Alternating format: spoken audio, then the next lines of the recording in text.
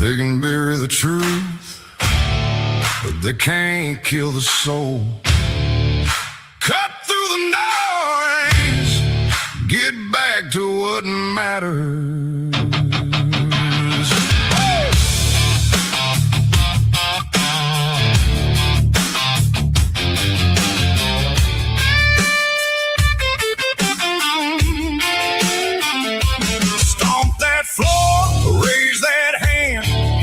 Truth roll across the land. We've been bent, we've been bruised, still we stand with nothing to lose. It ain't easy, it ain't easy. The road is long and hard. We stand for our freedom right here in our own backyard. Yes, Patriot might, standing tall and free.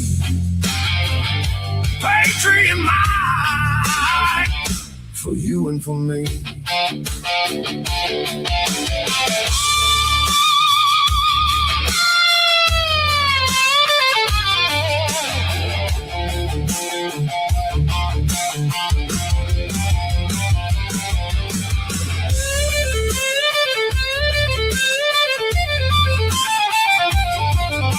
Strap in. You're live with the Patriot Mike Show.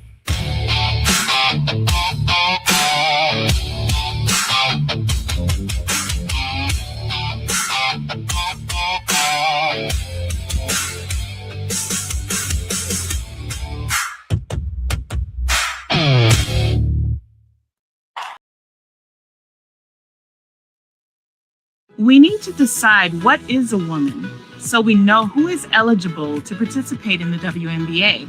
That's why we have here a top scientist, a top lawyer, a woman activist, and my nephew, Dougie. So let's get to it.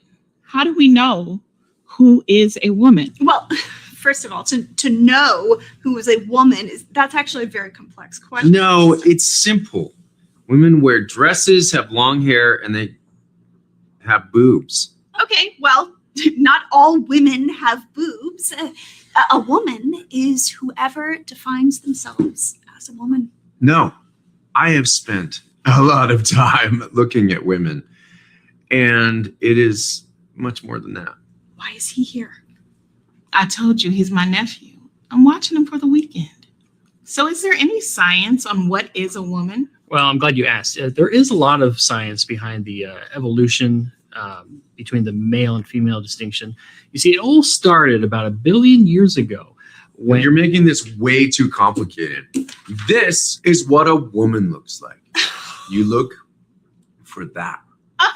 Okay, well, not every woman looks like that. Is there a scientific definition of a woman? Yes, we would say an adult human female.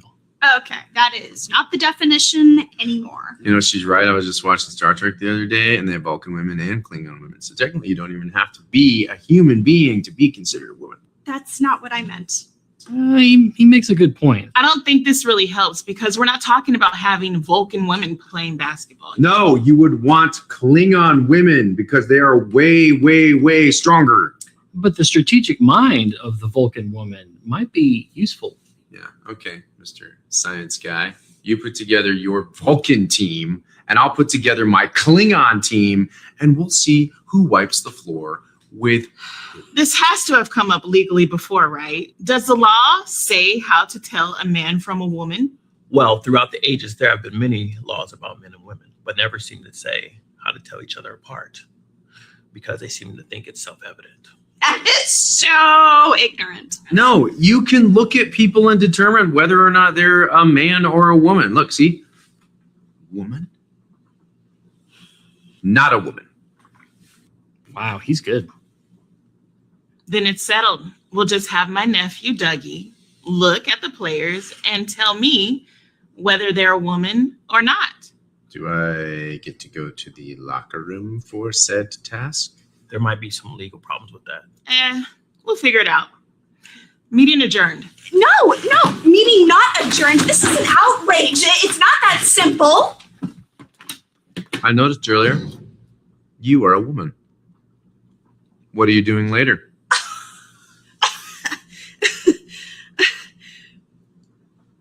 I don't know. I have some coloring books.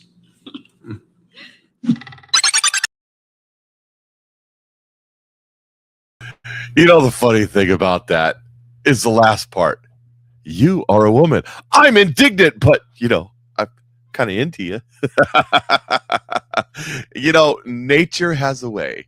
Good morning, Patriots. How you doing today? This is Mike the Patriot coming to you live from the downtown metropolis of Lamont, Missouri. Hope you guys are having a great day wherever you are at. It's beautiful here in Central Missouri. Last couple days of the fair that I still haven't even driven by, thank God. And it's supposed to be in the 80s today. I'm looking out the window right now. It's absolutely gorgeous. It's beautiful. It's getting to be my favorite time of year as fall starts coming in, the air starts getting a little crisper. The contrails are starting to be seen from the airplanes, which we haven't seen for about the last month and a half. I wonder why. Maybe it's because they just ran out of funding. Anyways, or could be the high pressure dome. But don't let science and stuff get in the way of a good conspiracy theory. I'm messing with you. It's Friday. I'm on all the channels, so I'm picking on you today. Thank you for indulging me in my day off yesterday. I appreciate that. Took my daughter up to college and dropped her off and got her all set up and all that stuff. And it was harder on mama than it was on me because, well, it's not my first rodeo. I've dropped kids off at MEPS. I've had kids leave in a huff. I've had all kinds. So it's fine. It's all good. It's all good. And but this is my first kid that actually is going to college straight out of school. Now I've got other kids that have completed correspondent courses and those sort of things and got college degrees. I've got a daughter right now working on a college degree in her field online, and thank God for all that. Nothing to get, but this is the first one that, high school, college, with a career path and the whole thing. So it's a new thing for me. It was quite interesting sitting there at one point, and her best friend came with her, the moral support and all that. So we picked her up, and she went too. And we were standing there talking about the chaos and the stress of moving into this college. And I'm looking at these college dorms, and I said, well, at least they're not running around the building several times in formation and then laying down in the parking lot doing push-ups and the dying cockroach and leg lifts and sit-ups and then running around some more and then doing it again, then running around some more and doing it again all the time while these disgruntled people in these Smokey the Bear hats are screaming at them, calling them everything but a white boy, and in some cases maybe even a white boy. That was the day that I sat there and said, I think I made a mistake. And anybody that's ever been to the first day, whether Marine Corps or Army or Air Force or Navy or wherever in any branch of the military, knows that first day was a day where you were contemplating that this might not have been the wisest decision you ever made in your life. If you know, you know. I don't know where Marine at is this morning. I ain't seen him yet. Is he out there? Because I was looking for the word of the day and I had not seen it. If he's around, he'll post it again for me in case I missed it. Oh, there it is right there. I found it. All right. So Marine would know exactly what I'm talking about. Anyways, this is the day that the Lord has made, and I will rejoice and be glad in it. And the word of the day brought to us by the Lord, presented by Marine in the Woods, is Isaiah 48, 1 through 15. That's Isaiah 48, 1 through 15. Make sure you crack open the Bible, see what God has for you today, because God is absolutely good all the time, and all the time he is good. There is no doubt in my mind. In fact, my theme song, I think, I can't play it because I'm on Facebook. Smells like fear and regret, right? Oh, glad it's over. That's all I got to say about that. That's all I got to say about that. Yes. But my theme song here lately has been I Trust in God. that song, I Trust in God. I tell you, that is it. It doesn't matter. I trust in God. Well, what do you think about I trust in God? Well, what about the I trust in God? God's got this on all levels, and there ain't nothing you can do about it. And there ain't no way you can discourage me because my God is greater. So that's been my theme song. I've been playing that song almost every day in the morning as I'm preparing my show, at least one time through, just because I think that's kind of my theme song right now. So the Benny Hill theme song. Well, that would be the Democrat Party theme song. We'll get to that today. Will be a longer show today. I don't think I'm going to do a show after show. There's just so much happening. It's like, oh, gee, I just don't know what I'm going to talk after the show. After I get done with the show almost every day right now, it's like, oh, what am I going to talk about tomorrow? Don't worry. Tomorrow will take care of itself because there's stories to talk about. Holy moly macaroni. Anyways, let's get started with the show. This portion of this show is brought to you by Agape Solutions Group. Agape Solutions Group. Look, I tell you, I know I've been talking about it. I know you've been skeptical. I understand. I'm a very skeptical person. But let me tell you, if it isn't Agape Solution Groups or my products from Nueva, or even starting your own Nueva business, I wouldn't be talking about it if I didn't believe in it. Okay. Number one, in both of these solutions, we're asking for $0. $0. It costs you nothing to ask the question. So ask the question. Look, if you're a small business owner, if you're a large business owner, if you're anywhere in between business owners and you provide a benefit package to your employees, what if I told you could get more benefit at a better price, saving you a fortune? Look, you rich billionaire business owners, isn't that what your friends think you are, right? Well, you own your own business. You got time. You can help me move. You rich billionaire business owners sitting around on your big pile of cash. Couldn't you use some more in your pile of cash? Why outlay more and get less benefits?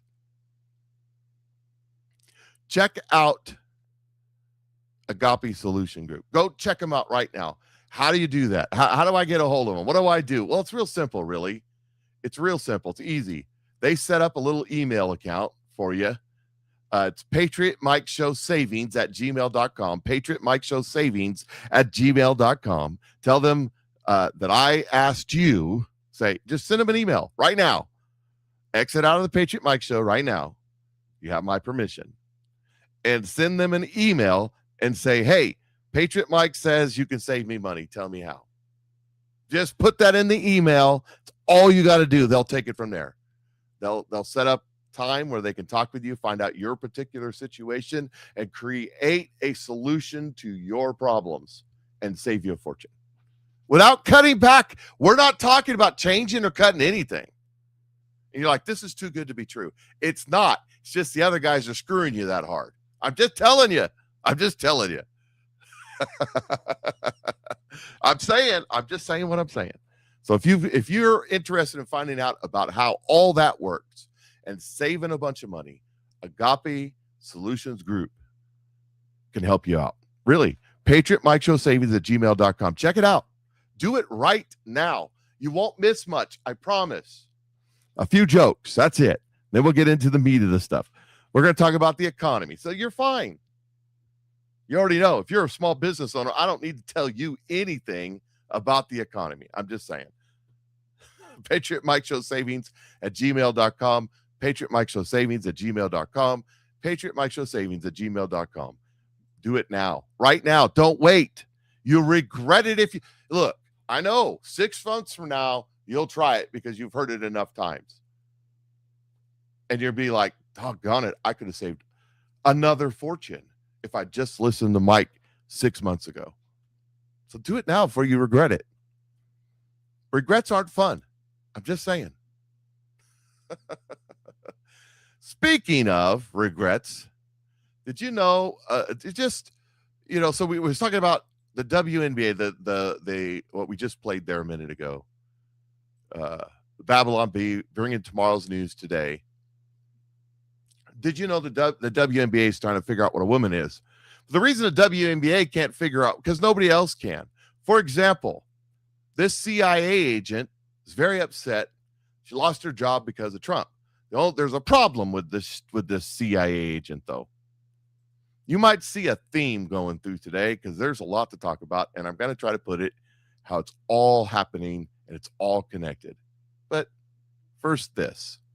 It became impossible for me to continue as a CIA officer for a number of reasons, whether it was my inability to use the bathroom in the building where I worked, or my passport being taken away from me and being reissued saying mail, hardly conducive to me traveling abroad as a CIA officer. Coming off of a 2024 campaign where President Trump campaigned hard against trans rights, made it very clear that he was going to change a lot of policies, and then he did. What was that like, serving in the National Security Council under President Trump at such a high level?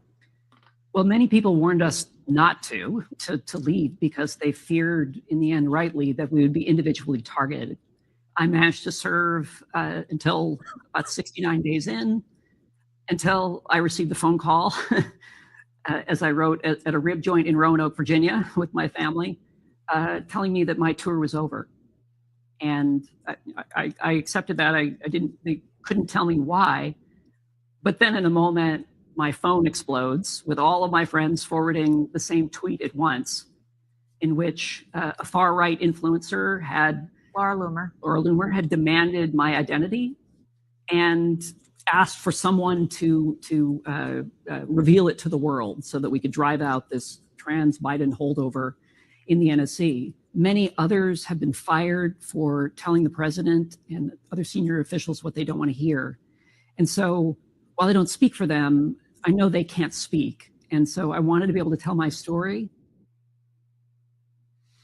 That's right. She, he, they, them, that was because dingle dangle, whole thing. Can't figure out why. Well, number one reason you got canned is that you work at the behest of the president.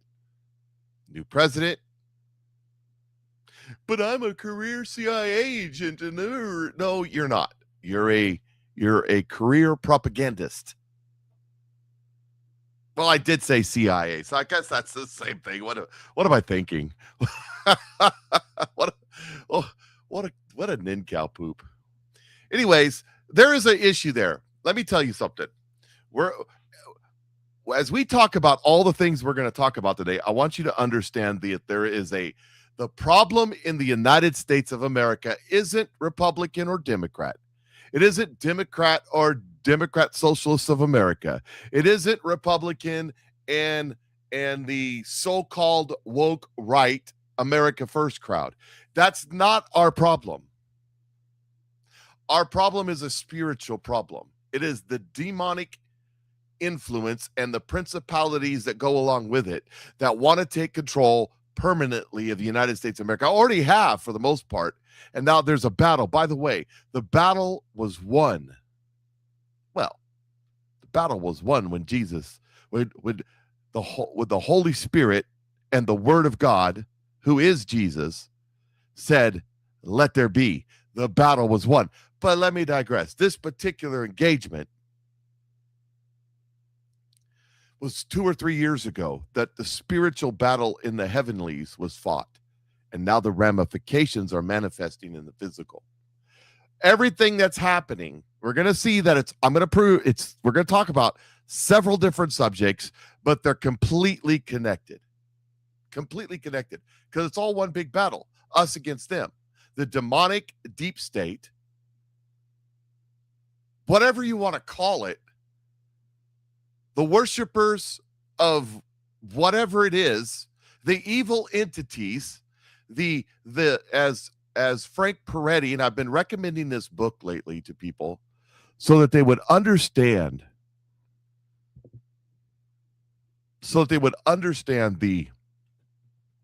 what is actually happening spiritually. Now, Frank Peretti's books are fiction. Frank Peretti's books are fiction, but I think they give an idea of the reality of spiritual warfare, because that's what's happening here. In all of these areas, spiritual warfare, including your finances, That's a spiritual battle. So how do we fix it? Well, you do what I've been saying is coming. Revival in the church and worldwide harvest. Bring in a couple new billion souls into God's kingdom, and some of these situations will fix themselves. By the way, as I look over here, silver's trading at 69.59 this morning, shot up over yesterday. Gold's trading at 46.45, up 74 on the day. Basically, silver's up 2.23% and gold's up 1.65%. Just give you an idea. Oil's at 86.74. The stock markets are all up today. They're hovering around where they've been. They go way up, they go way down, they go way up, they go way down. But there's a overinflation in the stock market that's going to be corrected, I think, sooner rather than later, because they're going to try to win 2018. They're going to force a market correction. So this is the news breaking yesterday all over the place. Breaking: U.S. national debt exceeded $40 trillion, the highest in the history of America. Well, duh. I mean, it's only going up. It's only been going up since the late 60s, early 70s. I wonder why that happened. Again, remember two things with a fiat currency: that it must inflate. If it doesn't inflate, our goal is 2%. It has zero value. There's no value in a fiat currency except the inflation of the currency. The other thing that you must do with a fiat currency is there must be debt. Without the debt, the fiat currency has no value either, which is why they killed Gaddafi. But that's a whole nother ball of wax to get into. I'm just saying. So $40 trillion debt. Of course, what have I been telling you since the Bush administration? Since the Biden administration. It has been since the Bush administration, but I digress. The Biden administration, how the ever increasing amount of interest paid on the debt is increasing the debt. Most of the increase is now interest. And that the principal payment is ever growing. So the higher we get up in this debt, the more debt that there's going to be because of the interest. Those fundamentals haven't changed because the administration has changed. The fact that we're adding $1 trillion worth of debt every 4 months or so hasn't changed. That hasn't changed. That's going to continue until something happens in the entire system. Now, Donald Trump has a plan. Donald Trump understands leverage. Donald Trump understands the principle. This is not an Austrian principle. This is a fiat currency, modern monetary theory principle of build, borrow, die. These are principles using this system. Donald Trump knows those principles, and he's using it to leverage an outcome he wants. Now, here he is, talking about central bank digital currencies and crypto as he signs another executive order, which doesn't do anything for real until Congress acts, and Congress isn't acting on anything. I signed a historic executive order banning any attempt to create a central bank digital currency. We launched Project Crypto to modernize rules so that our financial markets can move into blockchain technology. I established the United States Strategic Bitcoin Reserve, making Bitcoin a permanent asset of the United States Treasury, which has turned out incredibly well. I also created the United States Digital Asset Stockpile to hold custody of all other digital assets, and that's exactly what it's done. It's been amazing.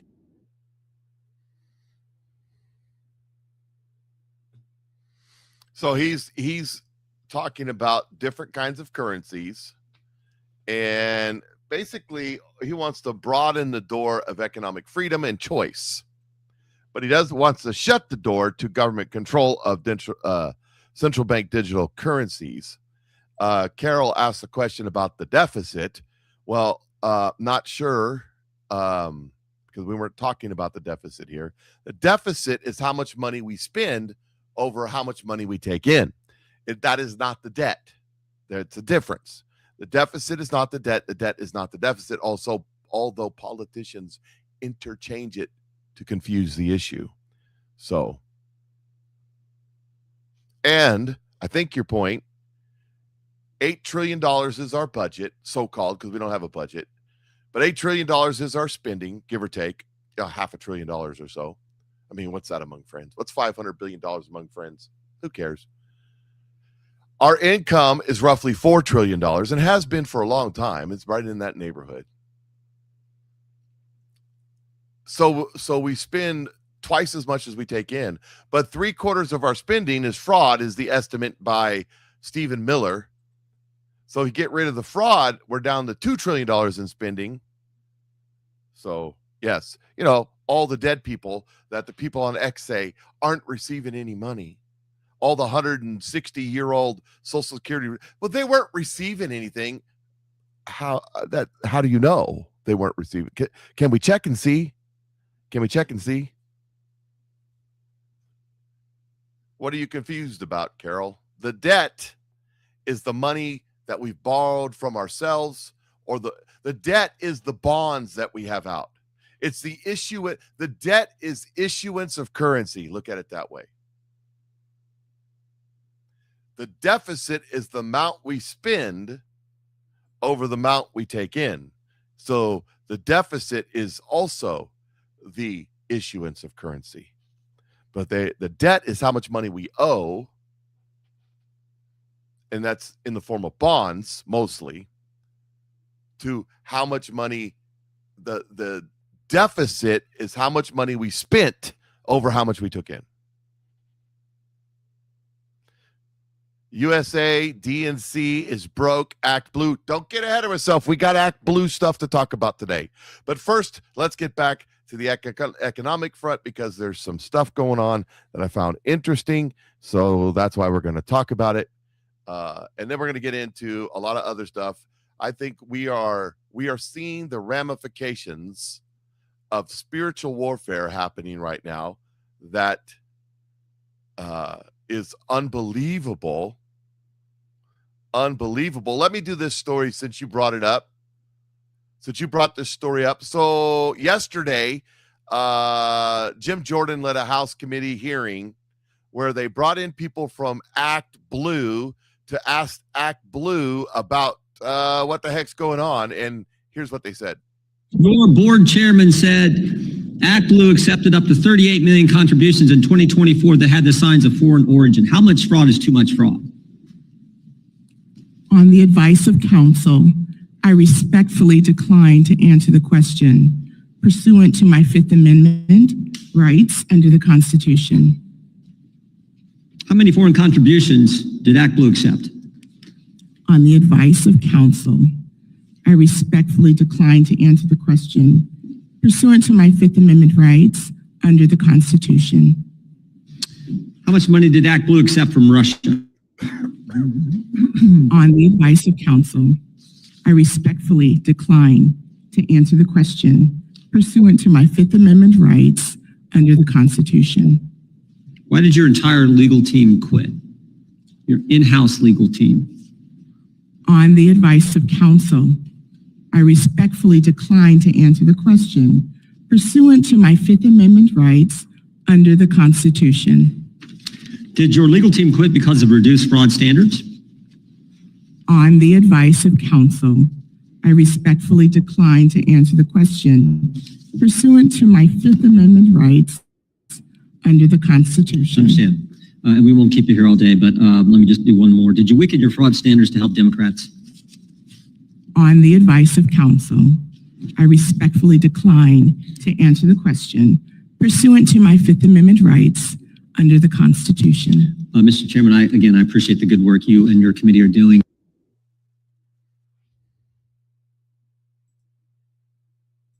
Okay.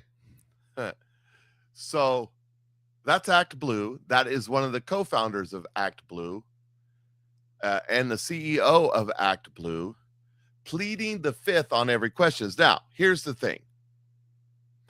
understand, the Fifth Amendment means you cannot testify against yourself. You cannot incriminate yourself, or you don't have to.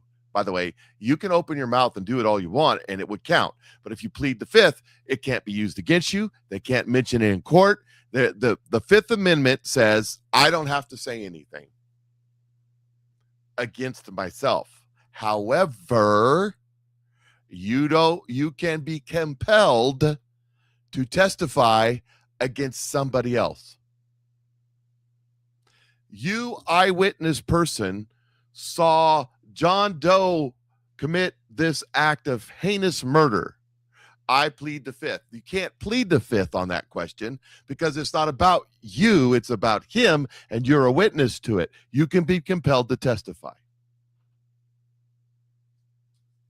It's that simple. So the question is, why is she pleading the Fifth? That's the question.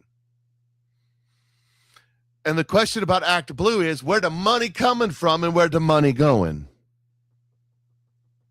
That's the question.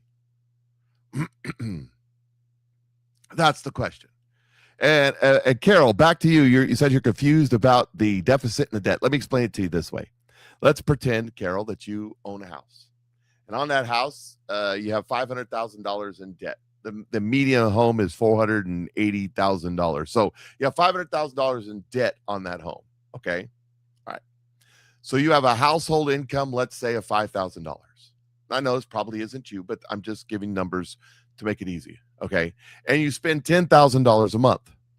In order to spend the 10, you take in 5, but you spend 10. In order to spend the 10, you go out and get a second mortgage of another $100,000 on the house.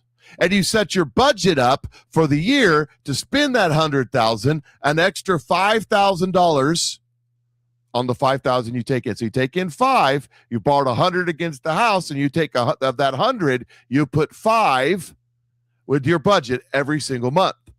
The debt goes up because you borrowed the 100,000, and your spending goes up because you're using that borrowing to increase your lifestyle. That's what we do in the United States of America. We're mortgaging the house, the land, the cars, getting out the debit cards, going down to the check kiting places, and we're even going down to Guido and borrowing money to maintain our lifestyle. Well, our lifestyle of fraud. Because in essence, if you want to add that, the real reason that your $5,000 income isn't working and you have to mortgage the house to get another $5,000, putting you at $600,000 in debt instead of $500,000 in debt, is because you have a $7,500 gambling addiction. And you go out to the boats and buy the lottery tickets and do all that with $7,500 of your budget. Does that make sense? That's what the difference is between the deficit. The deficit is the difference between what you spend and what you take in. The debt is how you're covering that deficit by borrowing against the house. And the problem isn't your budget. The problem is your $7,500 gambling addiction. You get rid of that, you could live pretty good on the $5,000 you're taking in. Does that make sense? Kind of that's how our government works. Because let me tell you something. What's about to happen in September is they're going to be screaming and hollering when they finally get back to work in the middle of September. Because if they don't have a budget by October 1st, the government shuts down.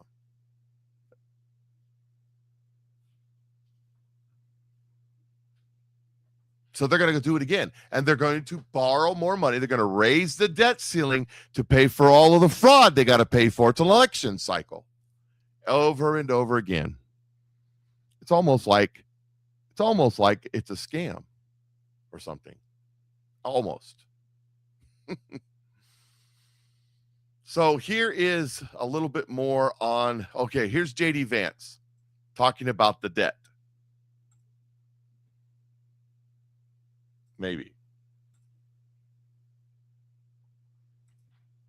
Even though the debt is too high, even though we inherited this debt bomb from the Biden administration, we actually do have a plan to get the economy growing faster than the debt. And that's the most important thing. The issue that we've had under the Biden administration and what we're still kind of dealing with is that the debt was growing faster than American GDP. Mm-hmm. That's the problem. That's something that we're certainly fixing every single day in the Trump administration. But you know, even though the media doesn't cover this, I'm glad you're asking this question because Scott Bessent is very much on top of it. He knows it's a problem and he's got the president's empowerment to do something about it. So the philosophy of Trump is grow the economy. By growing the economy, excuse me, that last swig of coffee had it was a little bit thick. Growing the economy, a rising tide rises all ship. So if you increase the economy, increase the GDP, you will increase your tax base, which increases so instead of taking in 4,000, maybe or 4 trillion, we'll take in 5 trillion because the economy grew and we're taxing the economy. That's how you do it. Of course, there's other things involved in this, such as tariffs, that kind of stuff. So that's part of all. I mean, there's a big picture going on here, and really, it's a philosophy change.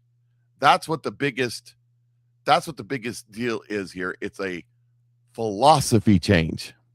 You know, Pepe Deluxe over on Facebook said this: 75% of the country can't afford the medium home price of $410,700. That's why I don't live in California. Yes, Carol, you're arguing the wrong side. She says, and let me try to explain this to you so you understand.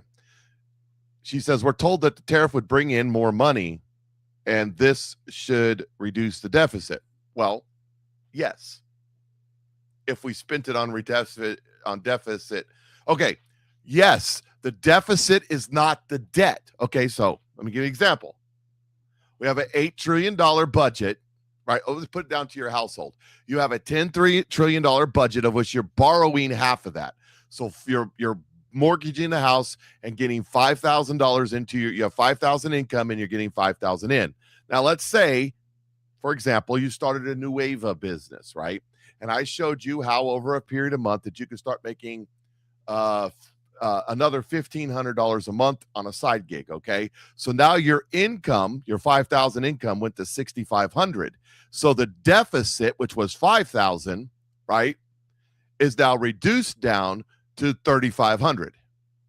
That's reducing the deficit. That does nothing to the debt because you done went and borrowed the 100,000 to add to your budget every single month. So what does the government do? Well, they say, okay, so we're spending 10,000. We just got 1,500 in because we started a Nueva business. So that decreases our deficit. So what do? Well, instead of spending 10,000, we're going to spend 11,500. You see, the problem isn't how much money we take in or how much money we got. The problem is 500 and something or another congressmen and senators up there that have a spending problem. That's the problem. See, the debt is not the deficit. The deficit is the in and out flow of cash. The debt is the debt. And when they raise the debt ceiling, which they're going to do before October or sometime after October when the government shuts down, when they go out and borrow another $100,000 against the house and put that into the next budget for however many months. So we've been doing this. How many times have we been down this road? They're going to pass they're going to pass a continuing resolution. They're going to borrow another $100,000 against the house, and it's going to be till the last. It's going to expire. So they're going to try to spend all that $100,000 between whenever they pass the bill in October to whenever the last day of business is before Christmas, so they can wring their hands and say, Donald Trump's wanting to destroy Christmas. Oh, he's going to have a government shutdown. Oh my God, what are we going to do, right? And then in the very last minute, in the dead of night, happy days are here again. They'll raise the debt ceiling another $100,000 using the same math as your house. So now we're in this conversation, we went from $500,000 mortgage on a house to $600,000 to $700,000 to $800,000 in just this conversation. You see where I'm going with this? So the inflows of cash and the outflows of cash through Congress, which the budget was passed already, the money was borrowed already, is irrelevant to the debt. You see what does that make it even more clear as mud? Today I get $2,200 a month, my bills. I paid $1,800. I'm ahead $400. Congress spent way more than they take in. Yes, that's the point. The deficit is the spending of the budget as applied. The debt is the accumulative. Every time they say we're raising the debt ceiling, every time they pass a continuing resolution, that's more debt deficit. That's more debt that they're piling on.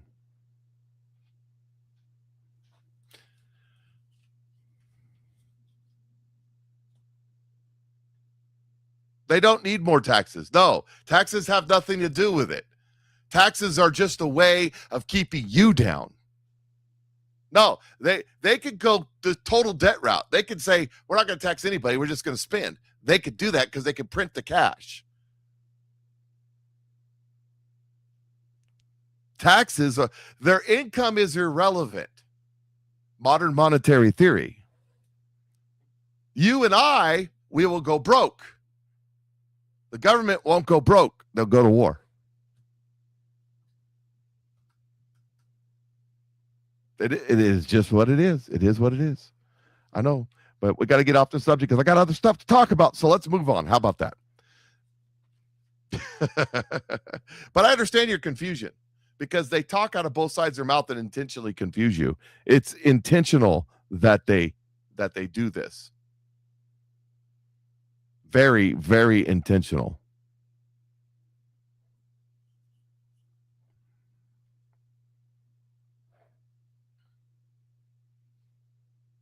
That's the plan, is to confuse you. You know, it's kind of like how they never say what they really mean. You know, I had a discussion the other day about love and defining what love means. That when you say, well, Jesus is love, you have to define love.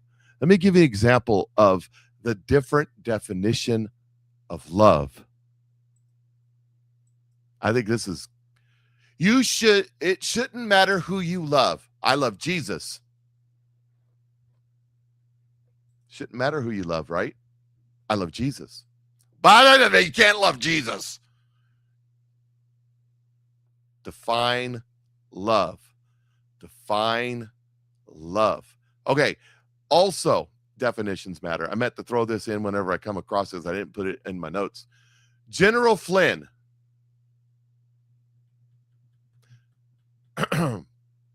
Now, the 100% is answering a question about Thomas Massey. Is Thomas Massey American first?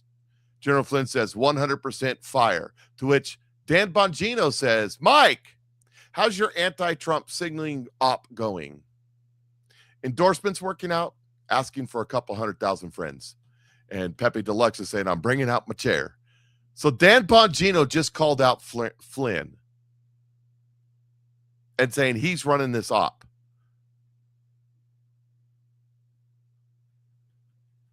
Yeah.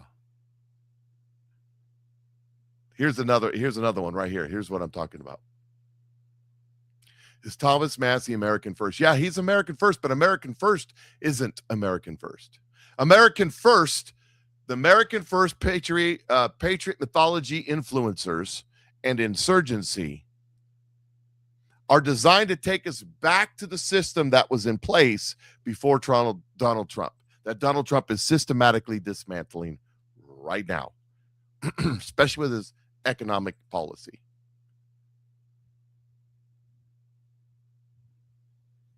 That's what's happening right now. I'm not finding the post that I was looking for.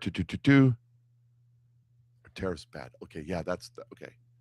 I haven't come across that. I'll get to it. So, Secretary Bassett. Nope, that's not it. This one right here. You were talking about tariffs, Carol. Here is some commentary on tariffs that maybe will make it even more muddy for you. I have some questions about this. Number one, if tariffs are so bad, then why isn't the economy of China, Vietnam, India, and Europe crashing?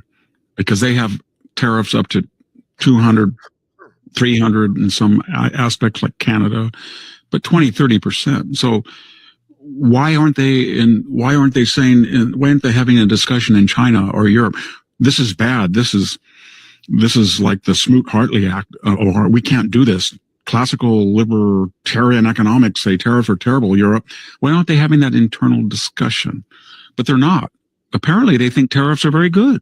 It's only our tariffs that are bad. That's the first thing. The second is they keep saying Great Depression, Great Depression, Great Depression, Depression, Depression, Depression. You're going to cause a depression. Well, we're going to talk about the Great Depression, but my former colleague, deceased, but a brilliant man, Milton Friedman, pointed out in print and in lectures, I must have heard him say this 4 or 5 times in person, that tariffs they were a minor factor in the Great Depression. Most of it was monetary policy, too few dollars. There wasn't enough money, and people were hoarding money, etc. But his other point was it was wild speculation in Wall Street. So my point is, the more Wall Street lectures us about depressions and tariffs cause depression, I want to say to them, no, you did. You caused depressions because you had wild stock swings. Does anybody believe some of these stocks that are being offered to the public are actually worth that? If you look at the actual earnings of companies and you look at their stock valuation, they're way off. So they are just headed toward a reconciliation, a reckoning. It's not the tariffs that are going to cause it, and it didn't cause it in the Great Depression. The other thing is, what I don't understand, maybe you can answer the question, Sammy, is simply this. Why is the world not angry at the people who started the tariffs and have asymmetrical, but they're angry at the target that is finally replying?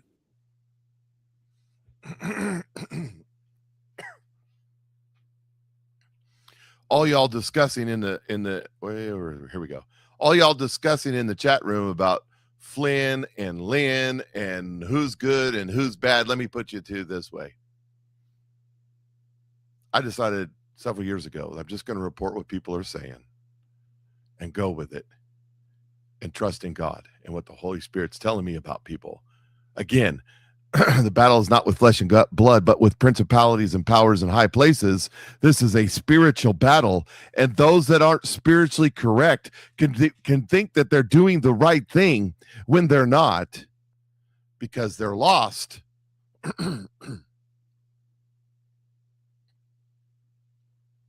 Because they're lost. You know, speaking of that conversation, Dan Scavino said this. Now, Dan Scavino's still with the president, so some others are not. That's one of my rules of thumb. By the way, did they get put back in this administration? If they didn't, well, when you get fired from doing a spectacularly crappy job at an agency with your badge deactivated, building access revoked, and full "you're dead to us" package,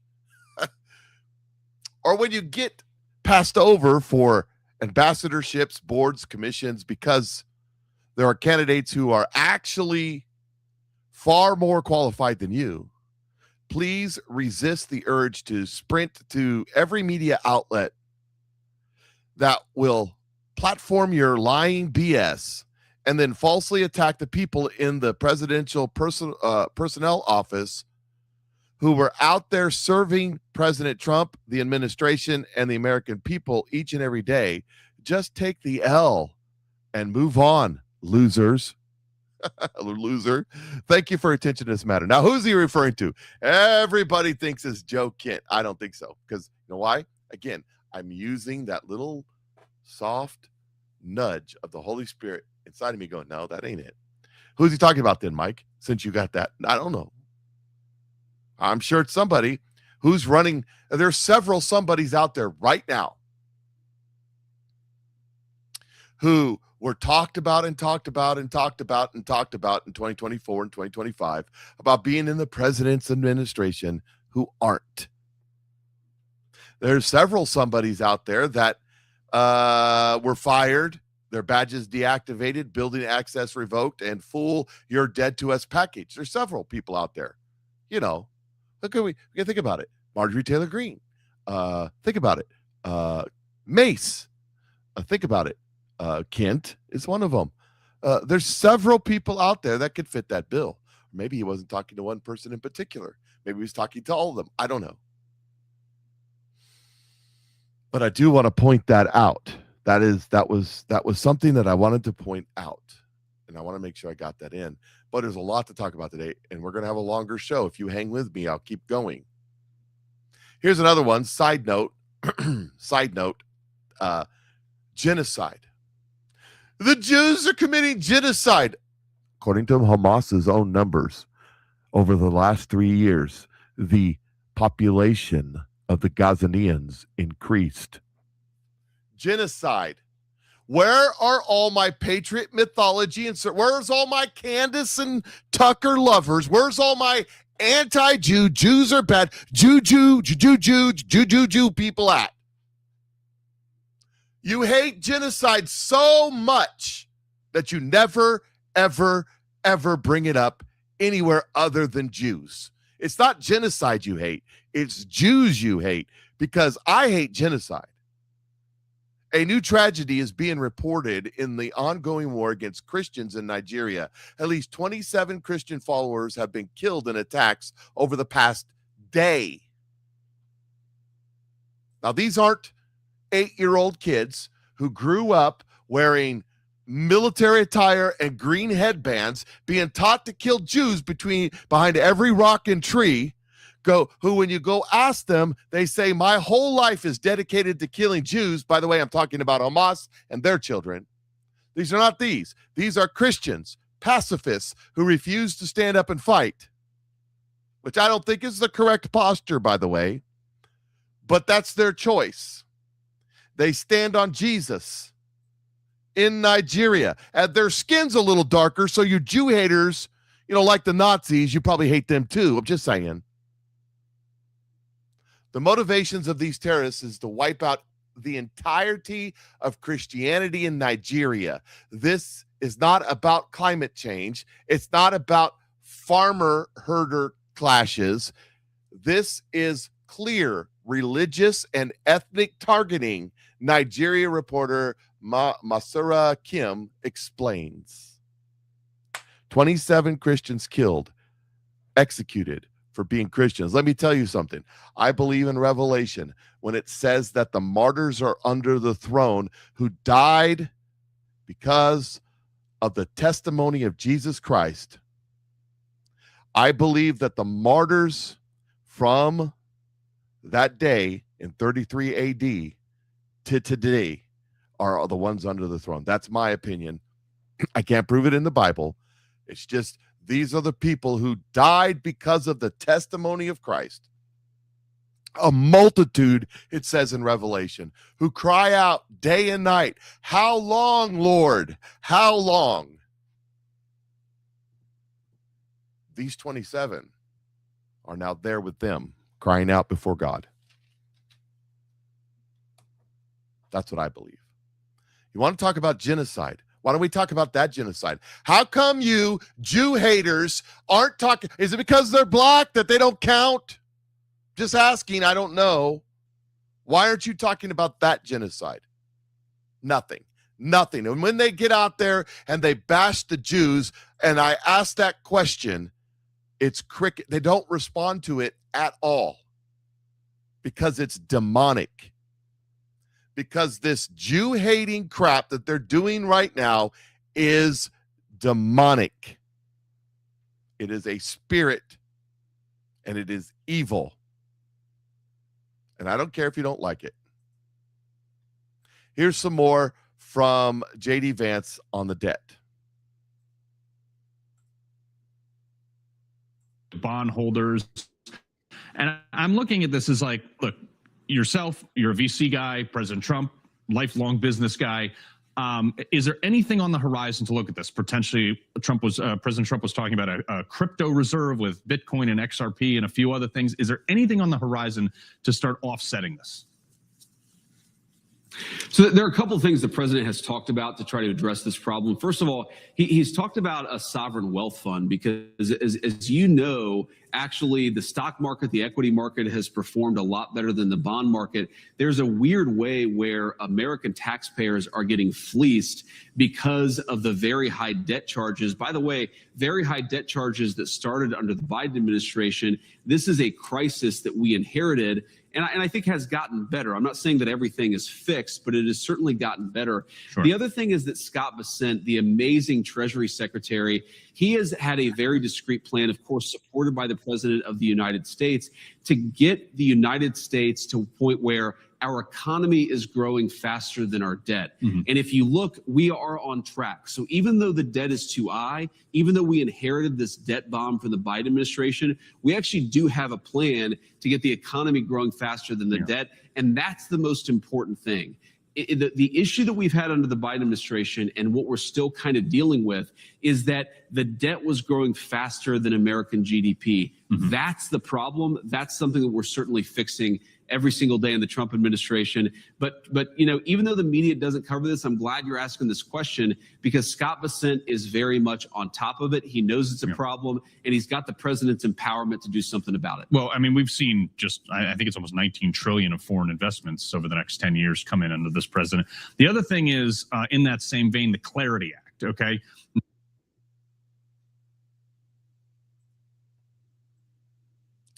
Sherry says Jesus is king.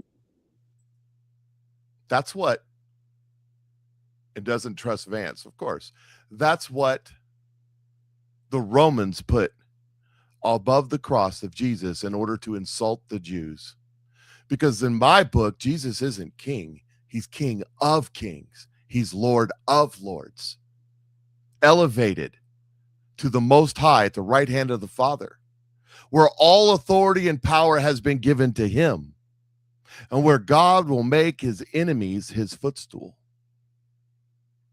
And I just want to clarify, as I'm sure that's what you mean too, that Jesus is King of kings. These Patriot mythology influencers that hate the Jews are running around saying Jesus is king as an insult to Jews. Talk about taking the Lord's name in vain. It's why you won't hear me say that. I will say Jesus is King of kings and Lord of lords. And one day, every knee will bow and every tongue will confess that Jesus Christ is Lord. The most important word is Lord. I'm sure that's what you meant. She says absolutely correct. I just want to make a clarifier there. I don't want to use the same words they're using as an insult. So make sure, King of kings and Lord of lords. He's not just king. He's not just king of the Jews. He's king of all there is. From the Alpha to the Omega. All that there is. And you want to know something?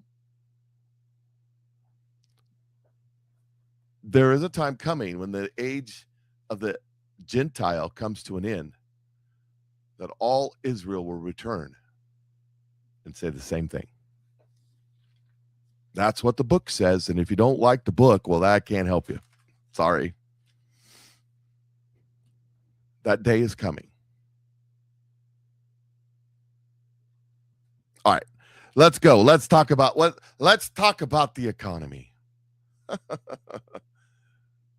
And you don't have to trust Vance. Yeah, you don't have to trust any. Again, I trust in God. I report what people are saying, right? Just be very careful about the information people are saying and taking that and building your ideology politically on it right now, because it is really, really tough to know who's who. It's a spiritual thing.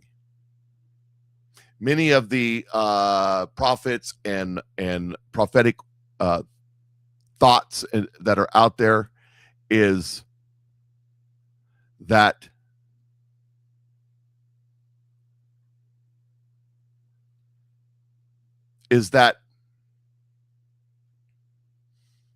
with J.D. Vance, that there's a decision that's coming, that God is putting a decision before him, and whichever way he goes in his decision will bring his future. By the way, let me just say this about prophetic word, just a little bit of teaching, that when a prophetic word is given over a man, such as Donald Trump will be a trumpet type stuff, that those are if-then prophecies. What does that mean? What does that if-then prophecy mean? It means that it's contingent on the person responding to God. You know, if a word is spoken over a man, it says that God has given you a evangelical, an anointing to evangelize, to be an evangelist. But this person chooses not to go in that direction and goes into a different direction, or makes the mistake of getting ahead of what God is doing and things fall apart on him. That is not God. That is not that prophetic word is wrong. It's that person chose not to do it God's way. And so a lot of prophetic word, especially out of individuals, it's just like Mordecai said to Esther, and that is, how do you not know you were raised up for such a time as this? If you don't do this, God will raise up another, but you and your family will die. Well, see, when there's a prophetic word put on somebody's life, and God has a mission for you and you don't do it, God will raise up another, but it won't be good for you. Words of knowledge, yes, the same thing. Just want to understand. When you said that about this person, it didn't turn out that way. I did say it about that person, but I can't control what they do with that. God is trying to set them in a direction. If they choose not to go in that direction, funny thing is about that choice stuff. Funny thing is that God already knew the choice. So why did he say it? I don't know. I didn't sign up for that class. I'm not in charge. I'm in charge of what God tells me to do. That's it. That's it. Nothing else. I can't do anything else. And I can barely do that. Let me tell you. All right, back to the economics. One more thing I want to talk to, and we're going to move on from that subject. The EPA is issuing temporary emergency fuel waiver to boost domestic gasoline supply. As pump prices climbed during the Iran war. Announced Thursday, the waiver lets stations sell a single 9% to 15% ethanol blend through August 31st. Good morning, Rustic Ranch, and thank you, Dozer21, for that. I appreciate it very, very much. That's all it takes, folks. Port to Page Mike Show, $1 at a time. You get $1. You get $1. Anyways, no, I appreciate it. I really do. So let's see, where was I? Okay. August 31st, then drops fuel evaporation rate limits entirely from September 1st. That effectively ends the summer blend requirement 2 weeks early, letting refiners switch to winter grade gasoline before the control season closes September 15th. The EPA, working with the Energy Department, ruled the waiver in the public interest under the Clean Air Act, is citing extreme and unusual fuel supply conditions nationwide, is disrupted tanker traffic in the Strait of Hormuz, squeezes supply. The national average hit $4.10 a gallon Thursday, according to AAA, up from a roughly $2.98 before the war began, February 28th. Prices peaked at $4.56 in May. Crude oil remains $80 a barrel. Right now, it's $86.38. Pushing up diesel and jet fuel costs and feeding broader inflation. This is the 17th renewal since March 25th. The agency has prepared to extend a waiver as long as necessary. Now, Let me talk about that for a second. Part of the reason why everybody knows that starting Labor Day weekend, the price of fuel goes up and they're just trying to gouge us. This is the same socialist Marxist playbook that they do with healthcare. Healthcare costs are rising. We need to nationalize the healthcare system. The reason your healthcare cost has tripled, quadrupled, quadrupled in the last few years is because they nationalized the system. And they want to do the same thing with energy. So every summer, your gas prices go up, and the media blames the gas prices are going up because of the greedy gas companies. No, your gas price is going up because the EPA mandates a blend that's harder to produce. And also, they have to shift their whole system back and forth each way. And the government mandates it. What they just did is unmandate that for the rest of the summer. What they should do is unmandate it forever. Just produce the best gasoline that you can produce, whether or not it has ethanol in it, which is a whole nother government subsidy that needs to go away, and just free market reign. But see, the government gets in and messes with the market, messes with the prices, and messes with everything else. The reason the gas prices in California are way more expensive than everybody else isn't just the taxes, and they do tax the hell out of it. It's that they have a special blend in California. They have a California blend, which makes it even more expensive. Get rid of all that. Produce the best gasoline you can produce. And then the gas price will really go down. And then we can talk about the taxes. We could talk about everything else on top of that, because there's a lot more where that came from if you want to go down that road. But we got so much other stuff to talk about today. I want to make sure that we get it all covered. I did talk about the Act Blue, so I did that in advance. We'll skip that Act Blue stuff, and we'll go right on to the next subject, which I got to find because I don't know where I was at, or where I was going to go, because I done messed things up. I done messed it up. Who knows?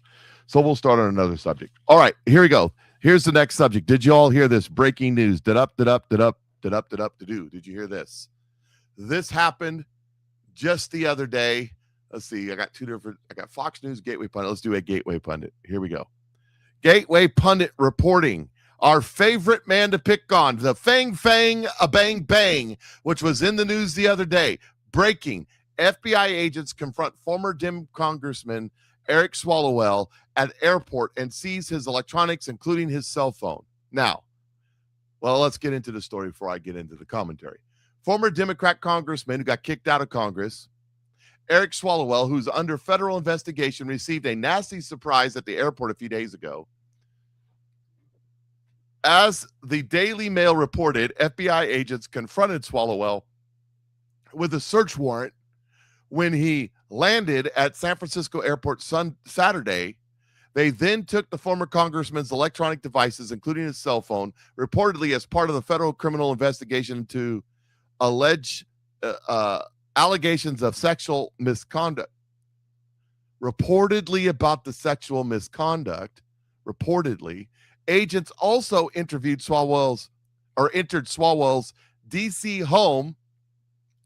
Let's just pause right there, leaving our hero dangling in midair. And the representative from California, who just left Congress in disgrace, former gubernatorial candidate for California, had his D.C. home raided. Have you ever cracked open the California and see what the standards are? Cracked open the California. Cracked open the Constitution. In order to serve in Congress or the Senate, one must live in the district or the state, not D.C. If you live in D.C., you're ineligible for that position. To run for governor in California, you must have lived, it's like 3 or 5 or 6 years. There's a years that you must have lived within the state to run for governor. He has not lived there for years and years and years. His primary residence is in Washington, D.C. Or if that's not his primary residence, he committed mortgage fraud. See how this stuff all is tying together? You know, it's been prophesized by myself, by Mike and others, that this is all going to happen all at once within a day or so. It's just boom, here it all is. So they raided his home conveniently a couple days after all the stuff came out about Fang Fang and there was a Chinese spy. Are you sure this is all about his sexual misconduct? What if they find stuff about other things? Let's get back to the story. The agents also entered. Pause. Hold on. Just saw a comment. I want to see the security footage. Yes, that's the thing. Everybody wants to see the handcuffs. Everybody wants to see the walk of shame. That's what the other side does. Understand, we're not going to see the security footage. It's not coming. Or maybe we will. I don't know. But that's not the important part here. The important part here is getting to that point where all of this is disclosed and the self-deportation starts happening. That's the part you really want. They just also entered Swalwell's D.C. home on Saturday with warrants and seized additional undisclosed potential evidence. The former congressman maintains a residence there with his wife and 3 children. Yes, making him ineligible to run for office in California. Sources told the Daily Mail that Swalwell was cooperative. The Gateway Pundit readers know Swalwell faces several sexual assault allegations. At least 4 females have come forward, including a former staffer who said Swalwell raped her twice when she was too intoxicated to consent in 2019 and 2024. #MeToo, I guess doesn't apply here. Other women claim that Swalwell drugged and raped her, another woman, in 2018. 2 of the women alleged that he sent them unsolicited pictures of his privates, just like Anthony Weiner went to jail for sharing his wiener on the internet, but to minors.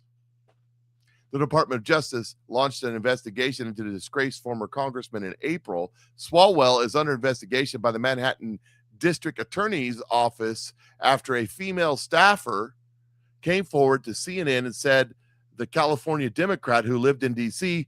raped her. And I hate this. I hate this, that they're censoring themselves. And I'm on Facebook and I'm on YouTube. Rape, rape, rape, rape, rape. Kick me off your platform. Do it. And I'll reach out to some of these legal foundations. We are allowed to discuss the reality of things using the English language. You are doing a disservice, Facebook, TikTok, YouTube, Google, for censoring words that describe events using the English language because you're too sensitive, like harassment, which is harassment, but we're not supposed to talk about her ass.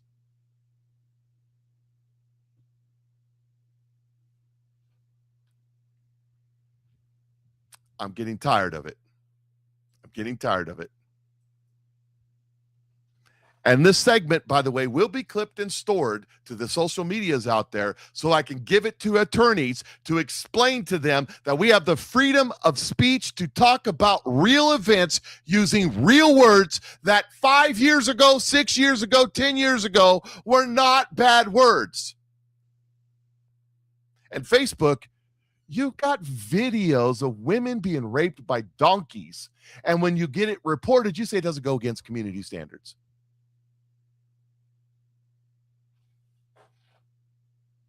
So I don't want to hear it.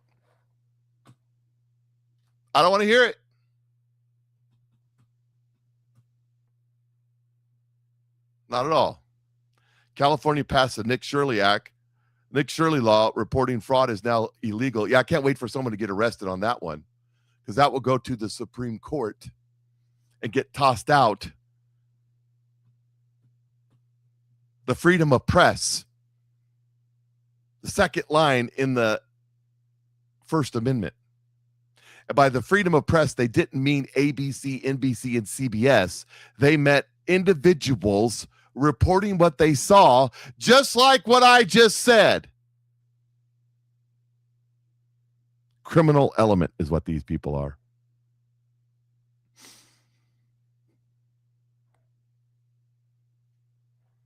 Let's see. What do we got? Okay, we talked about that. Okay. Some more of the Swallowwell stuff, some of the commentary that's out there. Hold on, that's not going to bring it up. I need to go over here. There we go. I'm getting better at this new format that I set up for myself with the fine donation from an anonymous donation of some monitors and some other stuff. But so Swallowwell, he's digging a big hole for himself, and there's some other where's it at? Okay, here we go. Here's Fox News reporting the story. Go away for a day and things just start happening. It's crazy. Have just learned that the FBI has seized former Congressman Eric Swalwell's electronics, and this happened on Saturday.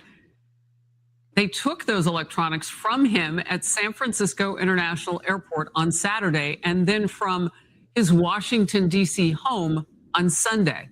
Eric Swalwell was not detained or arrested, and we're told the federal investigation involves sexual misconduct allegations against him. 2 women who have spoken publicly about sex misconduct.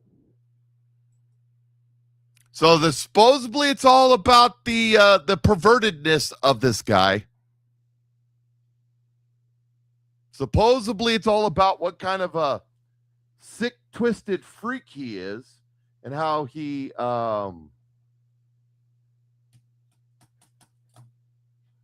used his position of power to do powerful things, so to speak. Oh, what a tangled web we weave when we practice to deceive, right? How this is all just going to fall apart around this guy. This is the beginning of the woes that God has produced, that God has said was going to happen. This is the beginning of the woes. It's coming. What are woes? What in the Bible, the term woe means cursed. It's a curse. This is the beginning of the curse coming through to fruition. It's going to happen. It's going to happen whether you like it or not. And as this stuff starts unraveling, it's going to connect to others, and it's going to connect to others, and we're going to find out, because if you're going to throw one under the bus, the rest are going to go with them. That's the standard operating procedure here. These people will knife themselves in the back, or knife each other in the back to save themselves. Here's Fox News. Agents didn't only seize his phone. They seized other stuff. I'm telling you, they're not saying it, but this is about Fang Fang. That was seized, again, all part of that federal criminal probe.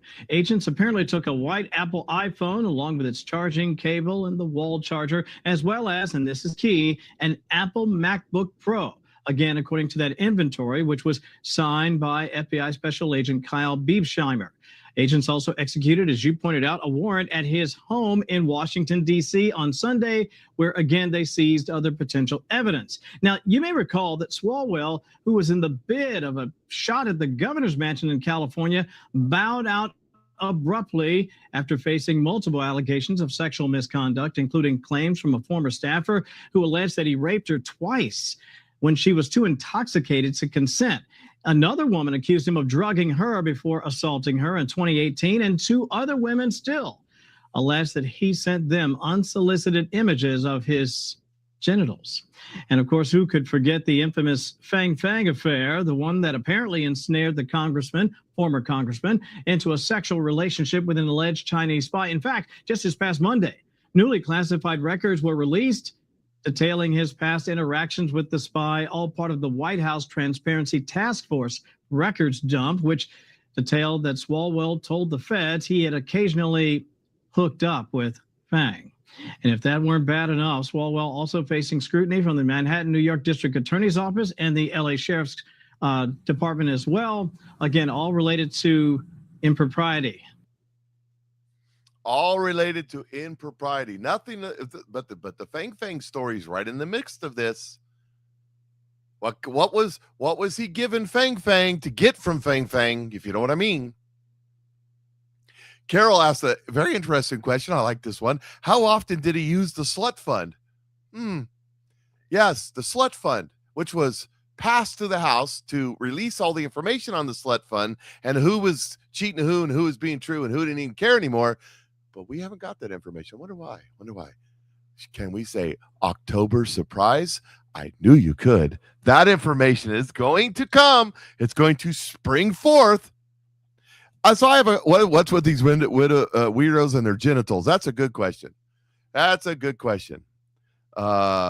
a bunch of preverts. That's the problem. That is the problem. So you got to wonder what's going on because you go Geraldo standing in. They like to stand. Yeah, but I wonder if there's pictures on his laptop of him standing in front of a mirror in a white towel, taking a picture and posting it on social media somewhere. Geraldo used to do it. Anthony Weiner used to do it. Some of these others used to do it. There's something about that.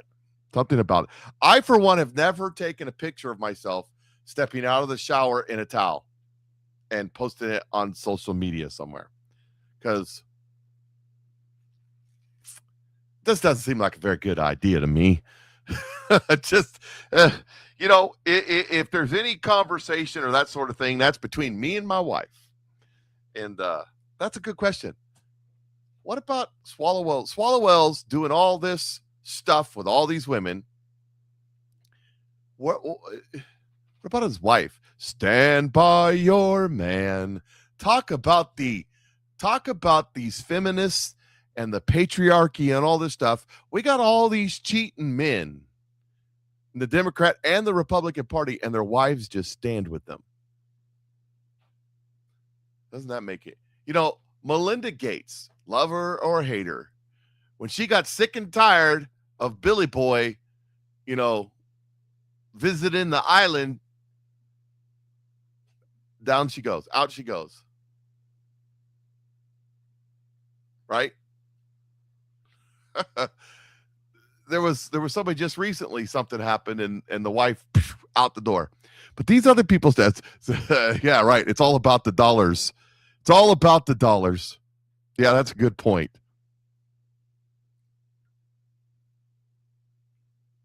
Maybe a few more. Even when I was working out all the time and I was 235 pounds and pretty good shape, I still didn't. So I'm just not that kind of person. I'm not that vain, I guess, is how you would say it.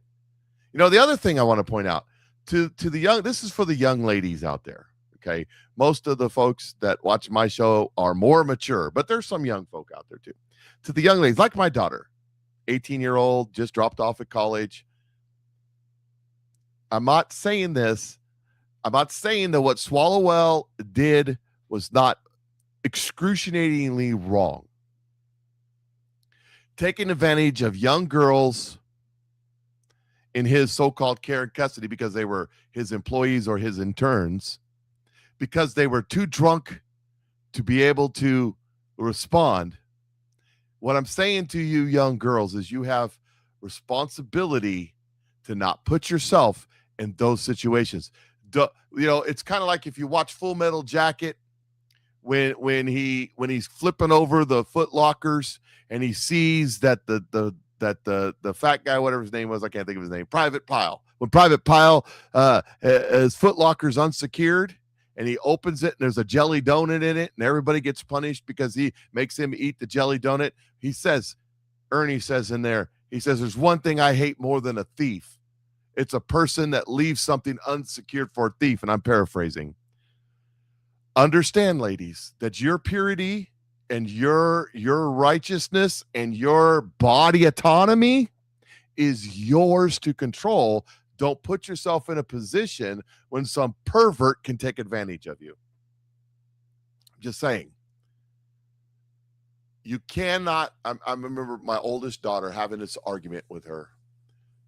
She all upset. So it's my fault then?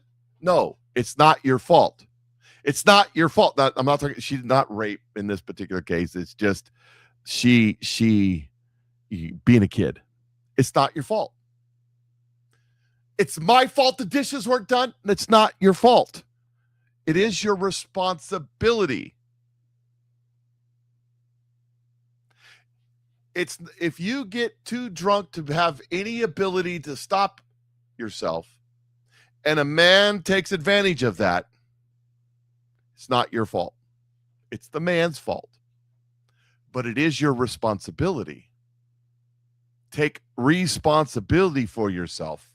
And don't put yourself in the position where some pervert that you thought you could trust takes advantage of you. That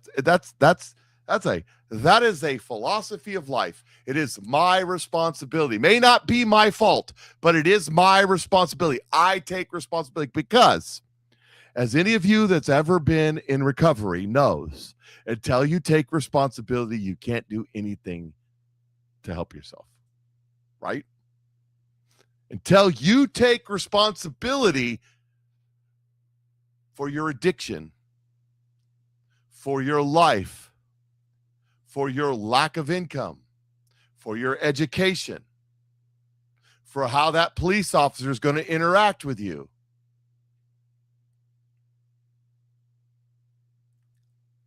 And for your relationships with people. Until you take but it's not my fault. It's not my fault. It's not my fault. This isn't about fault. Fault is not here. This is about you taking responsibility. Once you start taking responsibility, you can take corrective action and you can change your life.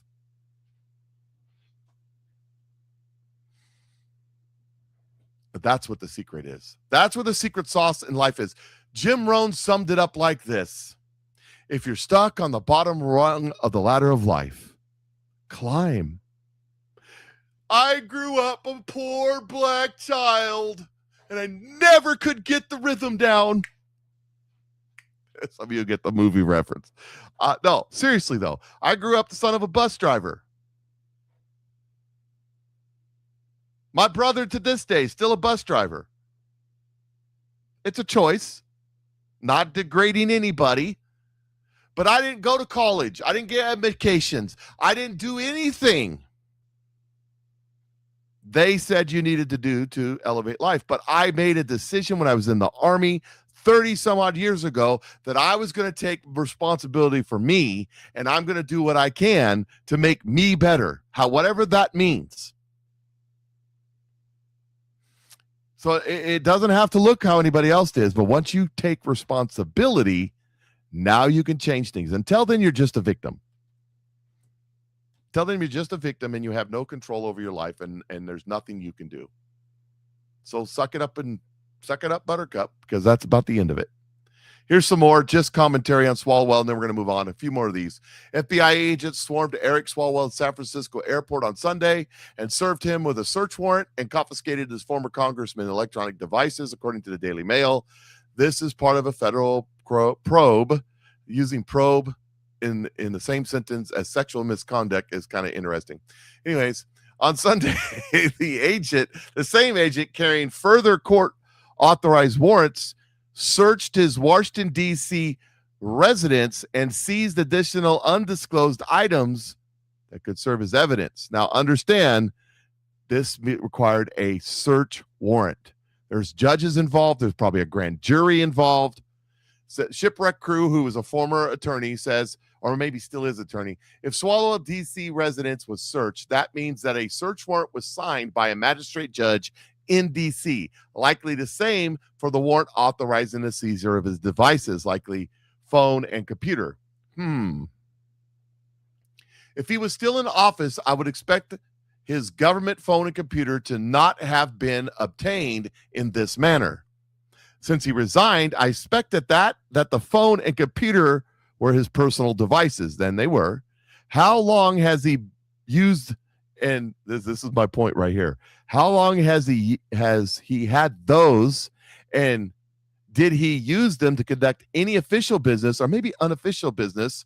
Hey, Fang, I got a letter for you. I got some remember you go in the old spy movies and they're taking, anyway, you get the point. To conduct official business in the matter to evade the use of being captured by government databases. And guess what? They already have his government stuff, his computers and laptops and government officials, all the government stuff. He's already got it. Just like with Dr. Fauci. Did he leave a diary on his government stuff? I don't know. Oh, yes. These are questions. These are questions. Where this is all going to go, I don't know. But it's going to go. It's going to go. And it's going to be interesting to see where this goes.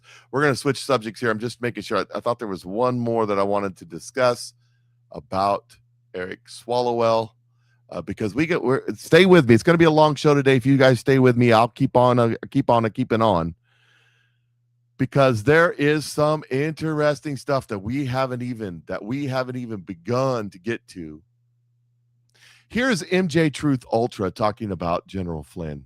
Now, MJ has been on the Flynn bandwagon. He liked Flynn. He's been on the Massey bandwagon. And one thing about MJ, I don't agree with all of his conclusions, but he's honest in his thought process, and I appreciate that. Does that make sense? General Flynn, respectively, sir, the attacks we see from within are from you and many of whom you surround yourself with. It is to the point now where it seems intentional and coordinated. And that is coming from someone, me, who has supported you for nearly a decade. Someone who thought it was very unfair what they did to you. I have a soft spot for those who have served. So thank you for your service. But just being honest, man, it doesn't look good.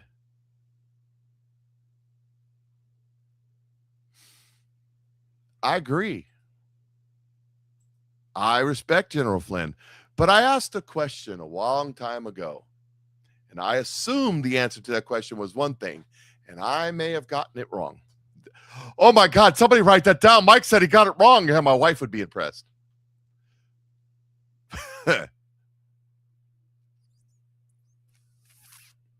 This just goes to show that you need to be careful where you put your allegiance, and you need to be careful in assuming people are saying what you think they're saying. Because I went to the Clay Clark event down in Tampa, Florida, and Michael Flynn spoke there. And when Michael Flynn spoke there, it was primo. Way more security than Charlie Kirk had. Primo security. I mean, sniper nests, full-on tactical gear, roaming. Oops, didn't mean to put that on the screen. Oh, it's not on the screen. I'm on the screen. Looking at the wrong screen. Okay. Roaming, undercover uniformed guys with the little earpiece and a submachine gun up underneath the coat. And there was probably, that I noticed, and there was probably more security that I didn't see, 20 people, 20 top tier operators. What are they making? How much money? Who was paying for that? I thought, well, Donald Trump's paying for it, of course. So the question still remains. Who's paying for that?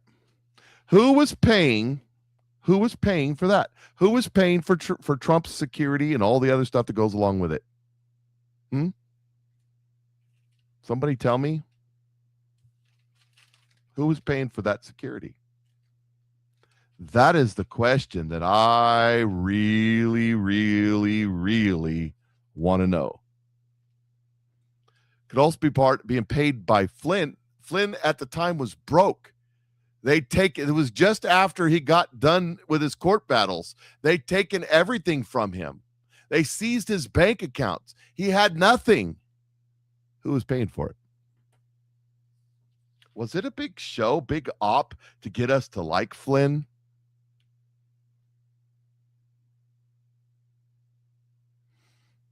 Is that what it was?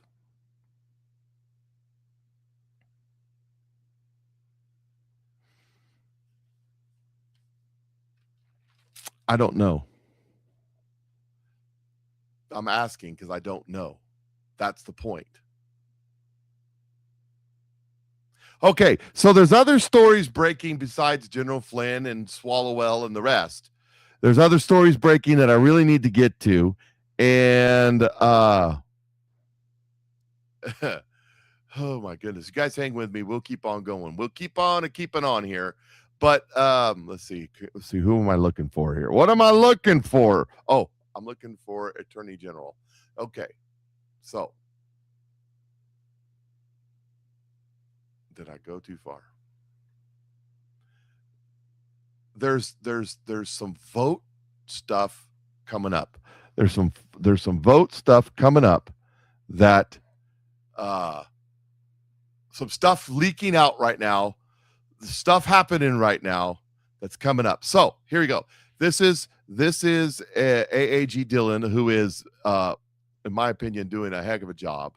She says that look of determination. Newsmax says DOJ election monitors. The Justice Department plans approximately 1,000 election monitors in the polls for the midterm, according to Assistant Attorney General Civil Rights Hermit Dillon. Okay, now here's a post about the post. A post about the post says Hermit doesn't need my help with social media, but I want to both boost this and help flesh out what AAG Dillon is communicating here. This post is not some exercise in self-obsession. It is another kind of obsession, the one with election integrity, that can tell you has been Hermit's for as long as I've known her. And she is using her scary picture to get across how deadly serious she is about this issue, because she knows better than anyone what a piss poor job the United States government has done with respect to the constitutional obligation to ensure fair, honest, and clean federal elections since approximately forever. This look, this picture, this just try it expression is Mark Elias's and George Soros's nightmare. If you know anything about Hermit Dillon, and I do, is that civil rights is deadly serious about election integrity in 24. For the first time in my life and yours and your grandpa's also, this is for real. So the election stuff is coming. I said that at some point, the Save America Act would never, ever pass, and that at some point, Donald Trump was going to pull the trigger. This is the foundation that the trigger is being built. The last few stuff we've seen come out about election fraud, about China, about foreign adversaries, the big speech almost a month ago that Donald Trump made. All of this is leading up to this moment, and it's coming. It's coming. Thank you. Breaking up. And it's going to be big. It's all leading up to this, and it's going to be big. Let me see here. I should have John Solomon coming up here. Okay, here it is, right here. Okay, John Solomon, Just the News. Now, let me tell you, there are 3 right now investigative journalists that I think are working with the White House to get this information out. This is a information campaign to set the groundwork, move the Overton window over to our elections are completely compromised. And that is Natalie Waters, Catherine Herridge, and John Solomon. I think those are the 3 so far that they've chosen to put this word out. Okay? Here's John Solomon. Soon, very soon, we'll be releasing a 5th vulnerability. That 5th vulnerability will be focused on looking at ways that China has gained influence in a very important political institution, and the FBI's knowledge of it, potentially the FBI's complicity in it. And it will raise a lot of questions about not only failing to punish some bad behavior, but also whether the FBI's way of penetrating and stopping China is in some ways flawed. And we'll be able to talk about that in the next couple of weeks as well. Okay. Any hints? Which institution? No, but I will say this. We once had a scandal in America in the 90s. I covered it. In fact, I broke the original stories. It was myself and Bob Woodward in the Wall Street Journal about the China fundraising scandal of the 1990s involving Bill Clinton, the Lincoln bedroom, the Buddhist monks. It would be not unsurprising to people to think that China would go back and once again try to inject money into the political system through a particular institution. And so it flows that the Chinese go back and reuse the same tactics. They let a little time pass and they reactivate. And I think given that we know they were targeting voter files, maybe trying to get voter registration votes for Donald Trump or for Joe Biden, it wouldn't surprise me that they also were looking for ways to get money into the U.S. election to influence that election. Going all the way back to the Clinton scandal. I forgot about the monks, where they were doing bundling back then, and then they had a campaign finance reform that stopped that practice, and now we got Act Blue out of that. Just a different kind of bundling. I forgot about that campaign, the Clinton cash and the Chinese connecting. That was a different deal. Here's some more from John Solomon.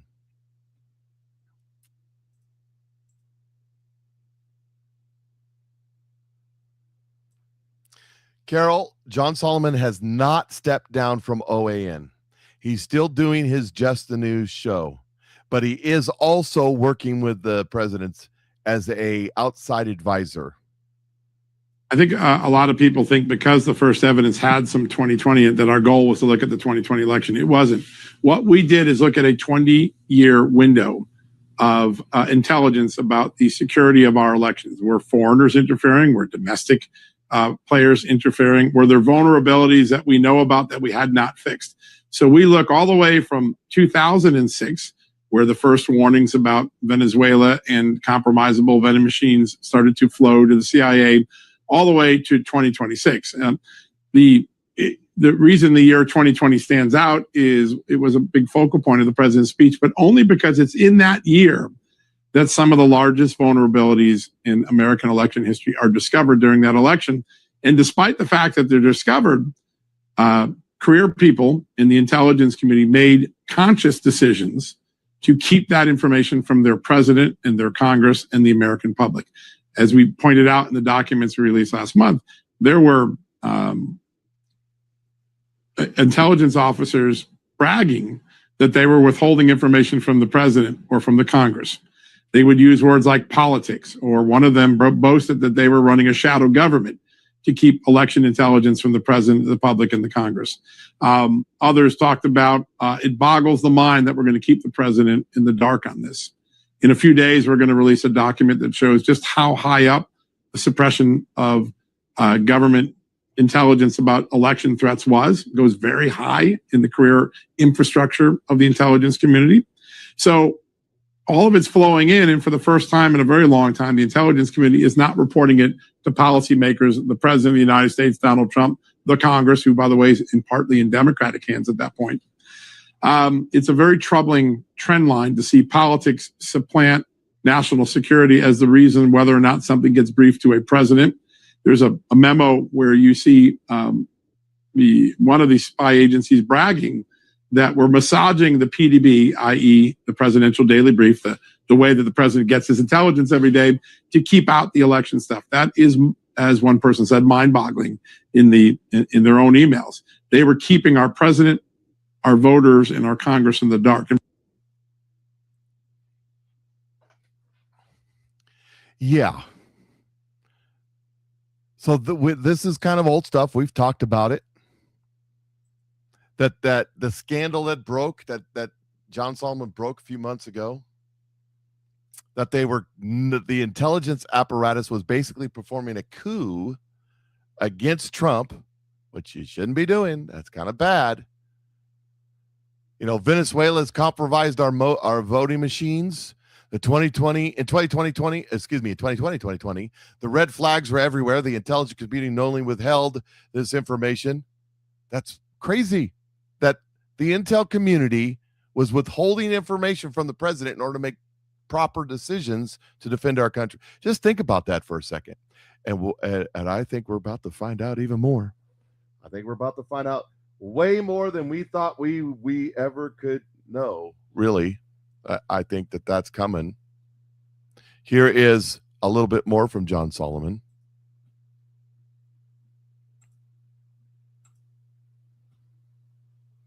The first vulnerability was that our election counting machines were vulnerable to being hacked by 5 foreign powers. There were 5 foreign powers that had known cyber hacking capabilities that could breach known vulnerabilities on election machines. This is first assessed by the intelligence community in January. The first time the American public learns about it, July 26 from President Trump. The 5 powers are China, North Korea, Iran, Russia, and Venezuela. As the year goes on, the concern about those vulnerabilities became more pronounced. Why? Because in September of 2020, about 9 months after the assessment was made that there are machine vulnerabilities, CIA observed Venezuela conducting an experiment where they were able to successfully breach an election counting machine and change the votes. And by the way, change the vote counts without it being detectable in a post-audit or in a post-image review. How did they do that? They had an election machine with ballots and counts on it. As it was working its way up to the vote counting area, a mirror server was created. Somebody sucked the real votes off, placed fake votes in, and then sent them up so that when the audit occurred, the fake votes would be the only ballots you could see. You couldn't see the original ballots as they were casted by that. Now, that was in a controlled environment in Venezuela. It didn't happen during a real election. It happened during election testing. But its significance to the intelligence community was, hey, this isn't hypothetical anymore. Someone figured out a way to do this. And the CIA was extremely concerned about it. But guess what? Our president, our Congress, and the American people didn't get told. And for 6 more years, we went through thinking our machines weren't hackable when they were. Now, our machines are hackable. That's provable now. Something happened in the elections. We all know it. We all saw it. What's the next step in this thought process? Here we go. That China began penetrating and collecting Americans' voter registration files. They bought some lawfully, they stole some illegally, and they hacked some illegally. They used all 3 tactics. And they eventually got enough information on 220 million voter registration files, enough to play mayhem. And the intelligence community saw this in January as being a threat. And by the spring, they realized the threat had become a reality. China had begun, but they didn't tell us. They didn't tell the states. They didn't alert states that were being targeted. And instead, China just kept vacuuming up information. In 2020, it's tens of millions of files in 18 states. By 2023, because no one spoke up, it got to 220 million votes, and we believe in all 50 states. The intelligence community understood China's threat once they had accomplished this. They assessed that once China had a voter registration file, if you could get some of the non-public data that China got, you could go in and vote for me early. And then I would show up in the polls on election day, because maybe I'm an election day voter, and they would tell me, sorry, Mr. Solomon, you can't vote because you already voted. And it would have been China voting for you. China could have gone in and changed your address in the voter file. And you show up and say, here's my license. I'm like, sir, you're not at that license. You're registered over here. You can't vote, or the best you can do is vote provisionally, and maybe we will, or maybe we won't count you. And there were other nefarious things that China was in a position to do. Despite knowing what they could do, and despite knowing that they had that large data, they didn't inform the American public until President Trump did. That's what President Trump was talking about in that speech. So now we got, it can be compromised, and then we got how it can be compromised, right? by using the driver license data, by using the voter data. That 220 million voters data was compromised by the Chinese. And again, do the math. If you take away kids under 18, they can't vote because they're under 18. You take away people who are felons and have lost their right to vote. You take away people who are illegally here and shouldn't be voting. And you take away people who are legally here but non-citizens and can't be voting. And you take away non-registered legal voters that could vote if they were registered. 220 is probably all voting Americans. Here's more.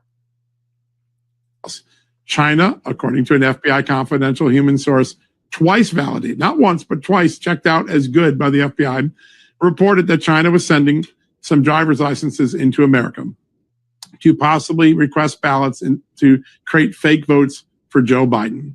The FBI agents who handled the informant validated the informant not once, but twice, and they tried to tell the other 17 intelligence agencies, hey, this is coming from a good source. Let's see if it's true. And instead, the FBI recalled that report, ordered it to be destroyed, and prevented the CIA, the NSA, and from other intelligence agencies from being able to investigate whether China had done that. And they recalled that report, even though the FBI had found some of these driver's licenses entering into the country in Chicago through Chicago O'Hare Airport. That's the suppression. So we had a suppression about voting machine vulnerabilities. We had a suppression about China collecting up large amounts of voter registration data, including non-public data that could be used in nefarious means. And we had a suppression that China actually activated potentially and tried to bring some fake licenses and create some fake ballots in the 2020 election.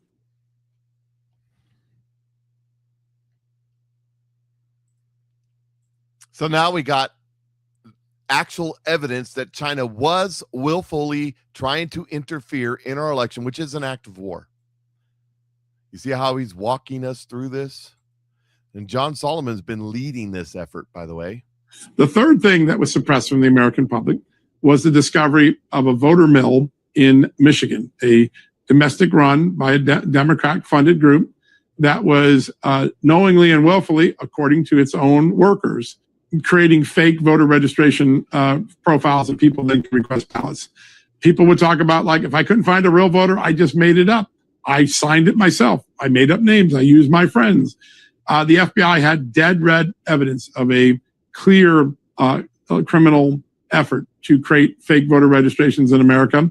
And despite repeated efforts over 4 years, they could not get the Biden Justice Department to to indict what the investigation found as criminal activity. It was covered up. Dual system of justice. So Tina asks, are they going to shut down the midterms with this? They're not going to shut down the midterms, no. I think what's coming is the Save America Act was supposed to address this, but it's not going to pass. They're not going to do anything with it. They're going to be scrambling to pass a budget and getting the headline.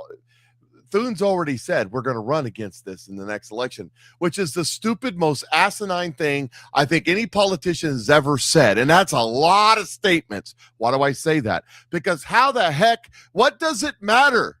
If you vote harder for us and give us more money, we'll stop them Democrats next time if they're cheating and the Chinese are doing it. Thune, all your campaigning is mute. Makes no difference. I think what's going to happen is there's going to be an executive order from the president because he's made the case that the Chinese, as an act of war, interfered against the United States of America with our elections and is still actively doing it. So we need to stop that from happening. And then once we have the clean, safe election, paper ballots, one-day voting, all that stuff, then we go after the people who collaborated with the Chinese to make it happen. That's what I think. That's where I think we are on this right now. That's what I think. That's where I think we're at. That's what I think is going on. And that's what I think we're about to find out. FAFO.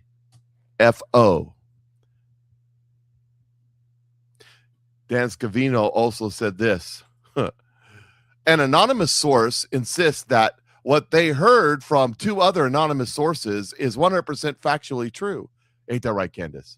Because one anonymous source in the West Wing was told the exact same thing by two more anonymous sources at Cafe Milano, who also heard it. So yes, we are writing this BS story full of lies, and we're sticking to it.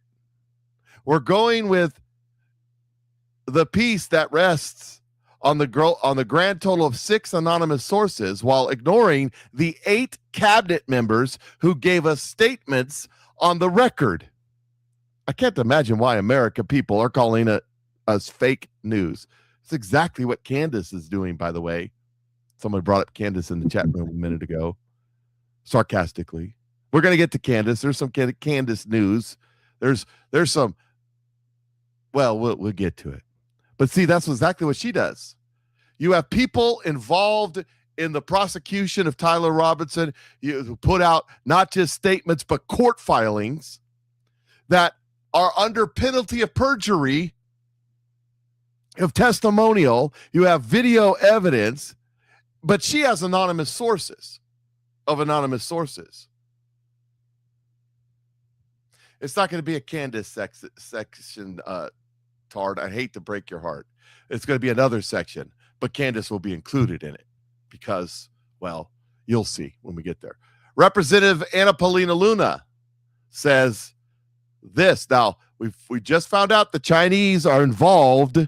The Chinese are involved in messing with our elections. She says this. Anna Paulina Luna claims DSA is tied to the CCP. The DSA is absolutely funded and all tied to the Communist Party. So not only are they manipulating our elections, listen, let's put this together. Let's do some thinking here for a second. The Chinese have completely compromised our elections and can select whomever they want to select, like Joe Biden, and put them into positions of power. They're completely funding the DSA part of the Democrat Party so that they can select the candidates they want and put them into power. Wake up. There's a reason why South Korea is more communist now than North Korea. There's a reason why South Korea is completely aligned with the Communist Chinese Party now. Because they did this very exact same thing in South Korea. Do y'all want to be bowing down to the busts of Chairman Mao? I'm asking. But you're only 1%. I'm asking.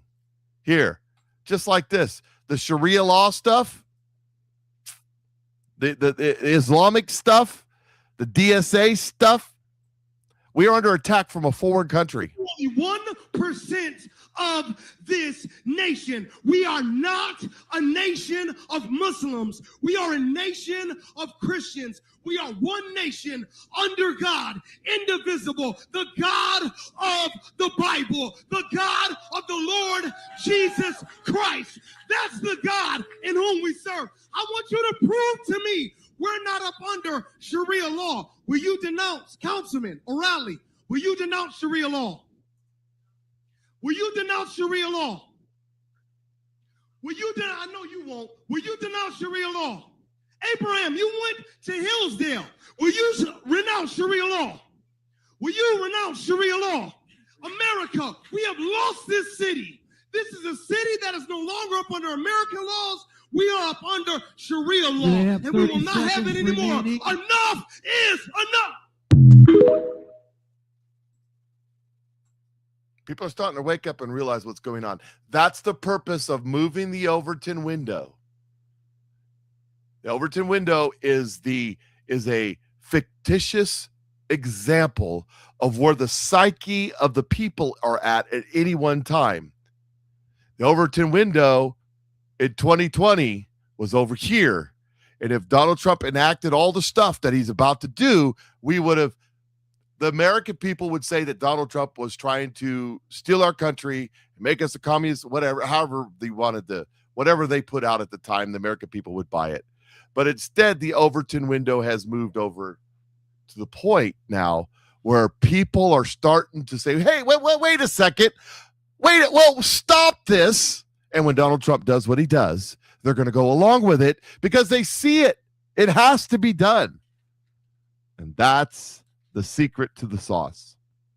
That's the secret to the sauce. Now, again, we're talking about a spiritual battle going on. And here, this is a symptom. This blows my mind. I have not talked about this. Some of you probably would have preferred I have talked about it, but I haven't, just because, let me be honest with you. I don't talk about a lot of the abuse of children on this show because I can't deal with it.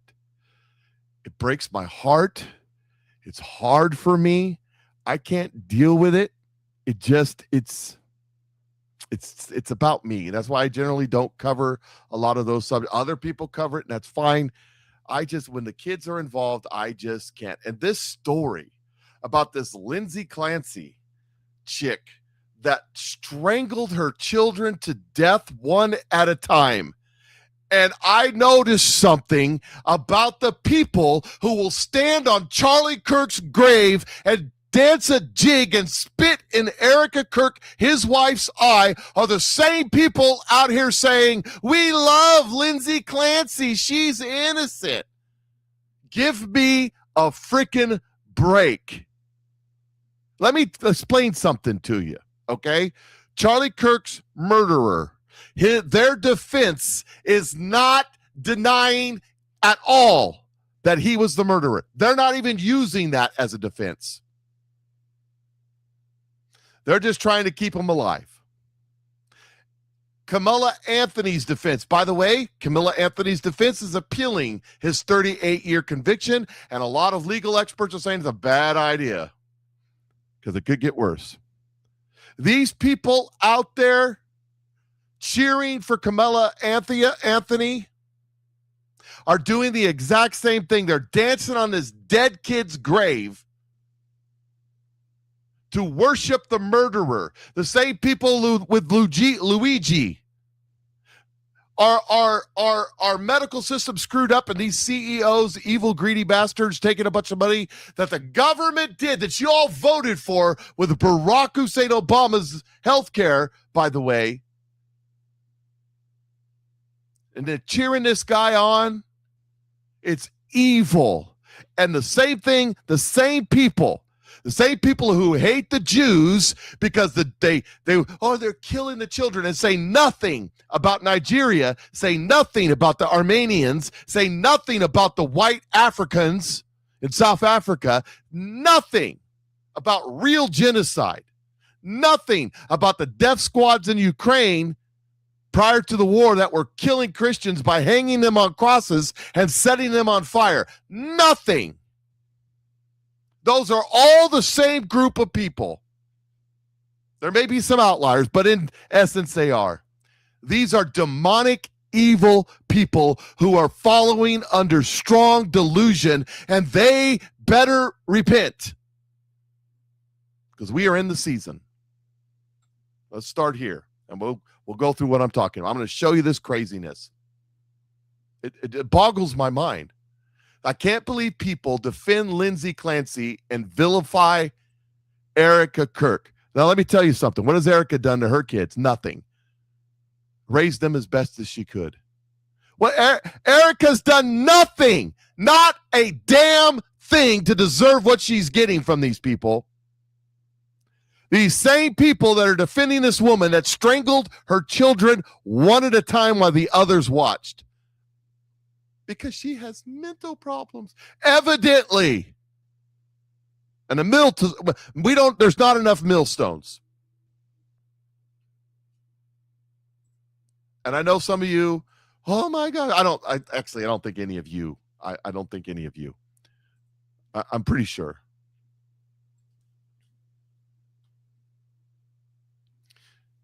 Shirley says Lindsay Clancy is guilty, but hopefully it brings out the truth about the medical system. Let me tell you something. The psychological system is a mess. It's demonic. However, there is a truth that there is mental problems that sometimes altering the chemicals in your brain can help. However, I believe the vast majority of it is demonic influence. And they don't need medicine, they need deliverance.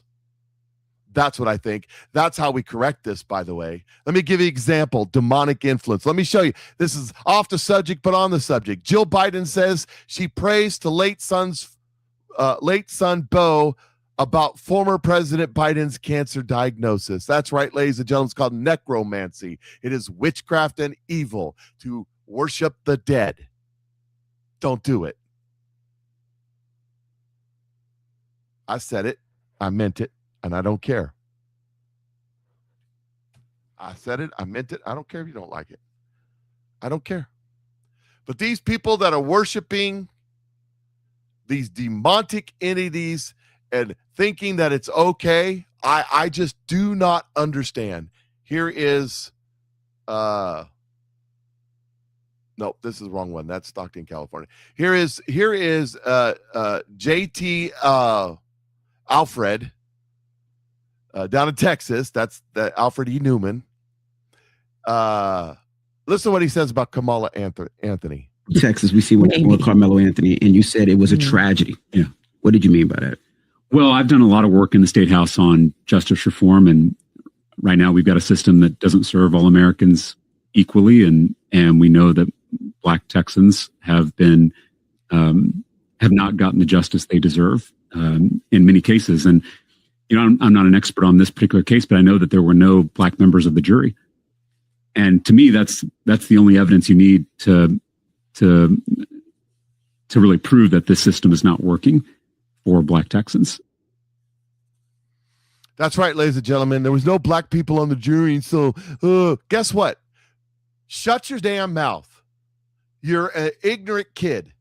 You see, we have a thing called a justice system. And if there was a fraud on the jury, somehow, by the way, do you know that both sides select the jury, right? They could have selected somebody. They didn't. He's appealing. There's an appeal process. You get to go through the appeal process. You get to do that. He's lucky he's not on the fast track, because in Texas, they do drive-through.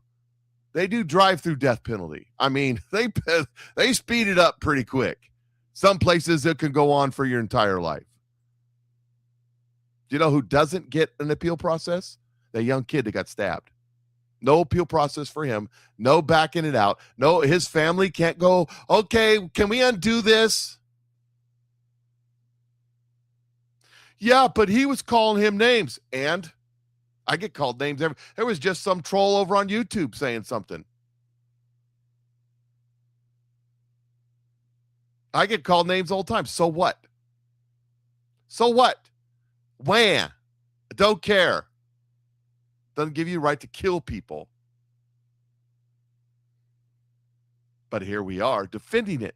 Not just defending it, but loving it. What do you mean loving it? I mean loving it.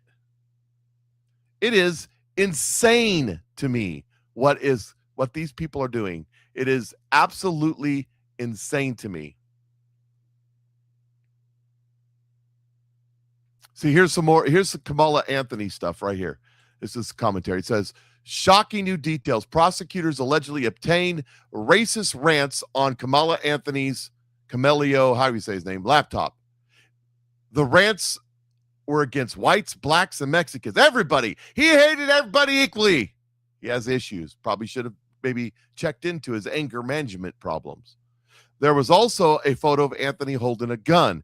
Anthony sent text messages to his girlfriend in 24 about stabbing someone and licking the blood off the blade. There's a problem here. This kid was a problem. Somebody should have done something. The worst thing that could happen to Kamala Anthony is being granted a new trial. The evidence that's being exposed at today's hearing would land him in prison, would land land him a prison sentence significantly longer than 35 years. Anyone trying to tell him he has legitimate argument is not acting in his best interest. 35 years was very gracious after what we've learned today. So in other words, there's more evidence that wasn't presented at trial. You want to take this thing to trial? It's going to get worse for you. It's going to get worse for you. Here is Data Republican, small r, responding to all of these nut jobs with Lindsay Clancy. It's really simple. Unpopular opinion. A lot of people have suicidal empathy when it comes to missing facilities. No, don't murder your own children is the most basic line for everyone to cross. Lindsay Clancy has qualified to become one of the most monstrous individuals of all time from what she did to her children. The Lord God of the Bible does not make an exception to these things because he knows what is in our heart and what is not.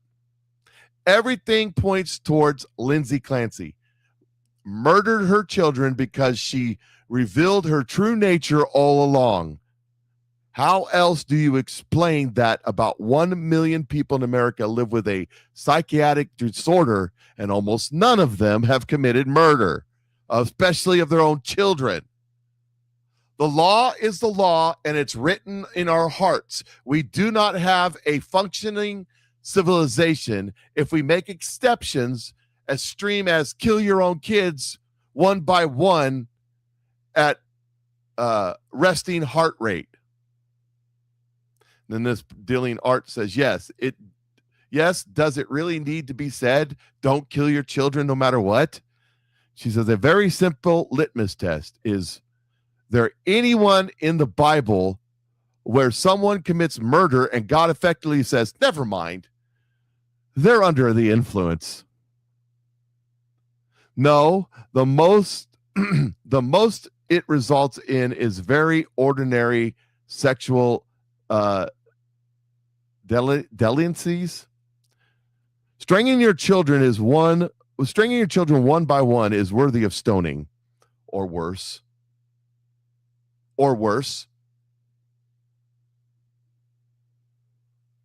You know, if you committed a murder in the old-timey times, back in the judges' times in the Bible, and if Aaron's still here, he'll confirm this, that there was a way. If you committed the murder willfully with intent and there was witnesses, they just took you out and killed you. They stoned you to death. But if you committed a murder on accident, it wasn't intended. You could flee to a number of cities that were called sanctuary cities. And you could go to those cities and be granted asylum. And as long as you stayed in those cities, you were safe from, and they gave a name for it, and I can't remember but basically the family member, the Bible said that if you committed murder on accident, the family member could murder you. But if you fled to one of those cities, you were free. You could, as long as you stayed in that city, you were free to go. You could live your life. But if you stepped out that city and the avenger was there, the jig is up. So they had a justice system where mistakes could happen, but you could still survive.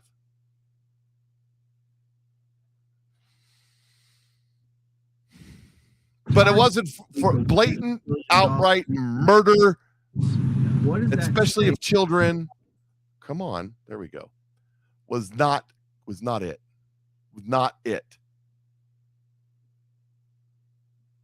Here's another story, by the way, that I want to touch on in the midst of this. I'm never going to get to all of this. We're going long, and I appreciate y'all. As long as y'all hang in, I'm going long. By the way, let me just say this portion of the Patriot Mike Show in overtime is brought to you by Snow Slim. I went from 60 pounds to, 60 pounds. Wow, that's pretty skinny. I've been 60 pounds since I was 5. I went from 315 pounds to 260 and less. I'm actually probably less than I haven't weighed myself. Taking a spoonful of this right here, the chocolate sauce makes your pants fall off. Get yourself a bottle of it today. Send me a message. I'll send you the link. There's also links in the description section on Rumble. If you're over on Facebook, wherever, send me a message right now. You need this product. I'm telling you, the only side effect is that you have to buy new pants. That's it right there. So here's the other news that happened this weekend, or yesterday when I wasn't on the show. The FBI has disrupted an ISIS-inspired terror plot in New York where a woman planned to bomb the state capitol while lawmakers were inside. What the hell is going on with women right now? 35-year-old Jessica Bowie allegedly pledged her allegiance to ISIS and brought an inert explosive device and a firearm with two informants, and a firearm from two informants. This comes after she spent 2 weeks surveilling the Capitol and scheming with informants online. So yeah. Anyways, we'll get back to that in a minute. I just wanted to say this, by the way.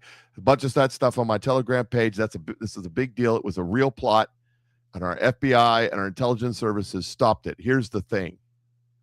She was a 30-something-year-old woman who converted to ISIS, was radicalized, wearing the burqa and the whole thing, and she was going to go blow herself up and blow other people up in the name of ISIS and her God. And we caught her. Here's my problem. How many other people? You understand that our intel service, our FBI, our military, everybody has to be 100% right all the time. They have to be right once. And this kind of dedication and this kind of radicalism, it's very hard to catch.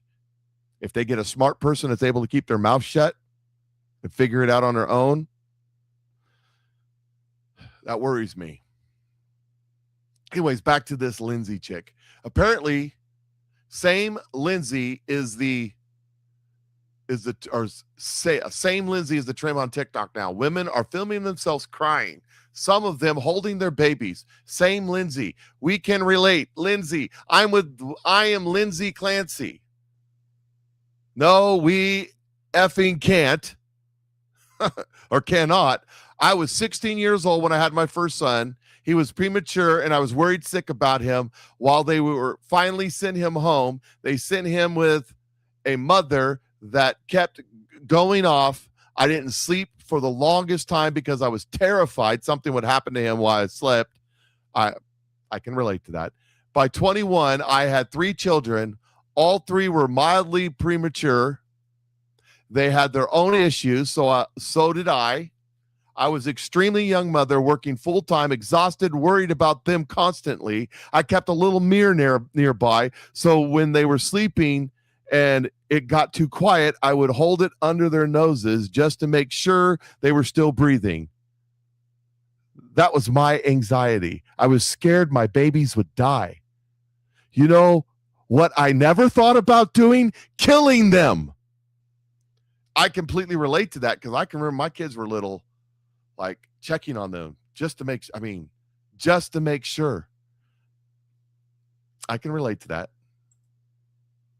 I never thought about strangling my children to death. I never blamed their dad for my anxiety. I never decided they were the reason I was struggling.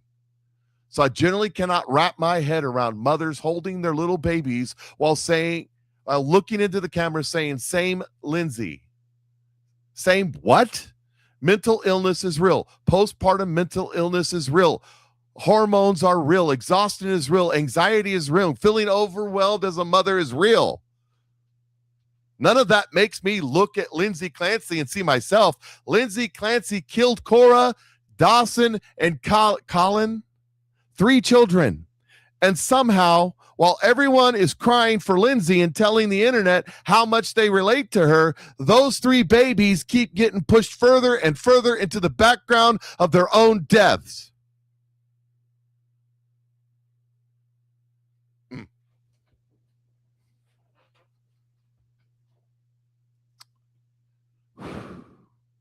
They're the ones I grieve for.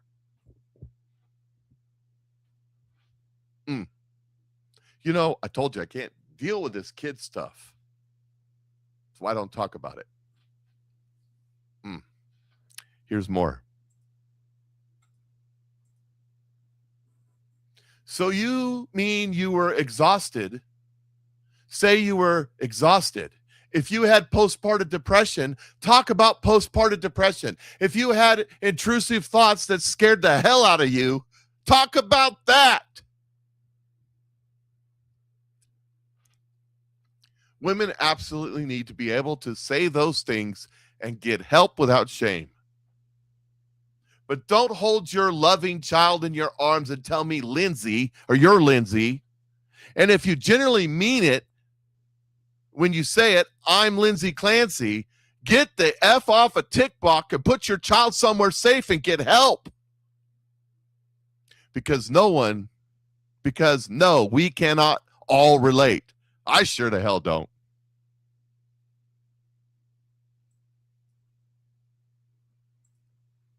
It's real. I understand the postpartum depression as a dad who's seen it. But that's not an excuse. How many soldiers have PTSD and get up and do what they have to do as soldiers or as veterans? How many? I mean, come on. Here's Turning Point USA reporting from the front lines. Watch, Lindsay Clancy supporters gather outside Plymouth trial court in Massachusetts, and they're all making it clear, and they're cheering hard for her. A wonderful, loving mother. A loving mother doesn't kill their babies.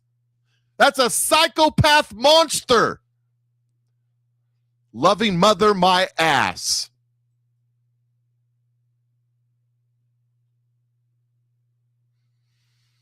Same people supporting Clancy also believe aborting a child, even at birth, is fine. Strangling your children is just another way of aborting the defenseless. Life News, Lindsay Clancy strangled her children to death. She raised almost $1 million in her GoFundMe. I mean, what the hell are we doing? When you celebrate killing babies, eventually you celebrate baby killers. Ain't that the truth? A sea of pink supporters gathered outside Plymouth Superior Court on Wednesday, many dressed in pink to show their solidarity with Lindsay Clancy and her murder trial. Thank you!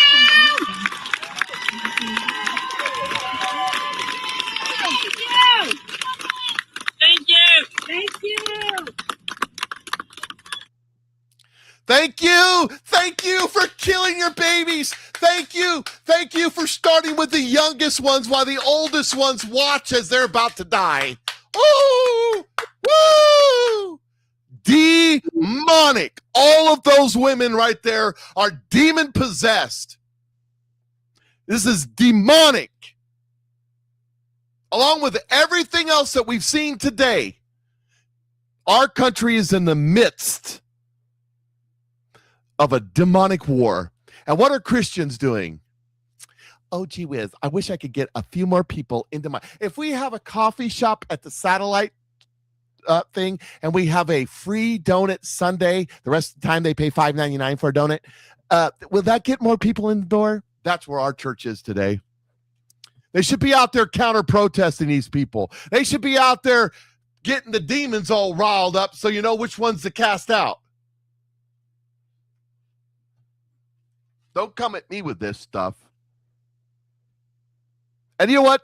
The people that are Candace Owens followers are the same freaking people. We're going to get there. I'm not going to get to everything I wanted to cover today. I'm not going to get to Ro Khanna wanting to run for president. Ro Khanna, who's an anchor baby. I'm not even going to get to that one.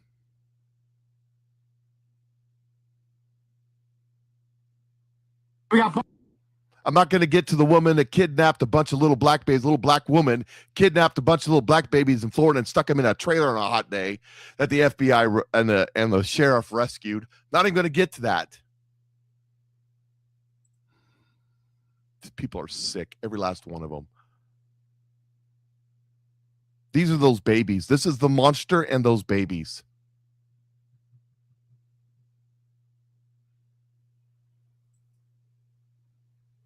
Sickening. Here's a portion of their little rally as they had their little rally These people are sick. These people are disgusting. I don't care if you come at me. You're not going to change my opinion. Hundreds of people gather outside of Plymouth Superior Court, standing in solidarity with Lindsay Clancy. I am Boston 25 News reporter Ryan Breslin.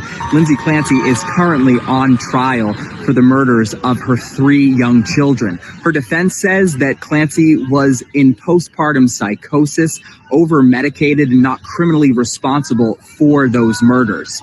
People out here this morning say that there is a breakdown in healthcare in Massachusetts. They also say that it does not take tragedy for people to take mental health seriously.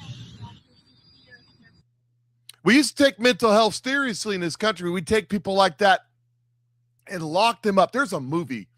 One of my, if you've got a top 20 movie list, it's in the top 20, bottom half of the top 20. It's a movie. Oh gosh, it was probably in the 30s, and I don't remember who starred in it, but it was called the 5 Faces of Eve, or the 3 Faces. It was about a woman who was married and had children, but she had schizophrenia and had all these different personalities that would happen, and she'd go out and she'd cheat on her husband, and there would be a party girl and stuff. It is a fantastic movie that you should watch, considering this crap. I cannot believe these people. I cannot believe these people. I cannot believe these people. This is what happens when you walk away from the one true God and you worship yourself. Holding up your little hearts. Oh, we love you. What about the kids? Look, we used to take, as I was going to say, we used to take it seriously. We used to take these kind of people and lock them up, put them in hospitals and lock them away, take their children from them. Oh, you can't take the children away from the mother. Imagine if they had. Where would those kids be today? Alive. We used to have a system, but no, it made people feel bad, so we had to stop doing it. Screw you and your feel bad. I don't care if people feel bad. Keep the babies alive. You don't understand. I don't normally talk about this stuff because it really gets me, these kids. It really does. I can't do it. But I had to get to this. Because when you're filled with demons, you do the things the demons want you to do. Your girl Corinne writes, I know you're busy, but I'd love to know your thoughts on the Lindsay Clancy case in Massachusetts. I made my thoughts clear on this the moment that she was arrested, the moment that it made the news. Lindsay Clancy is obviously not guilty. There are a fleet of doctors who should be imprisoned for what they put her on. I regularly speak out against Big Pharma. They get away with murder all the time. And in this case, they are getting away with the murder of really her 3 children, but also completely destroyed her life. When Lindsay Clancy, in my opinion, is not guilty. She was put into an intentional psychosis when she probably just needed to give her kids away for a weekend to get better, but they constantly give you these drugs that do not make things better. And the cocktail of 10 pharmaceuticals that she was on is absolute madness. Absolute madness. Is there a problem with the drugs and the way we treat people? Absolutely there is, obviously. But she's not guilty. They're going, these people are going as far as to say that her husband did it and framed her. Mind you, her defense is admitting she did it. They're trying to say that it was reasons of insanity to get her off. Her defense is not even saying she didn't do it. You'd think that if there was evidence or anything, you would think that they would say, oh, no.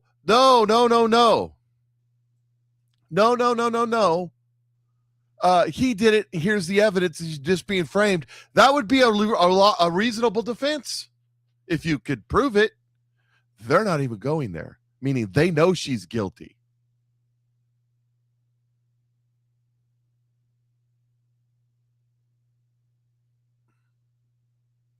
So one of the former witches I follow on TikTok, these former witches that were witches, and then Jesus stepped into their life, saved them, became their Lord, and now they're out telling the gospel like it is.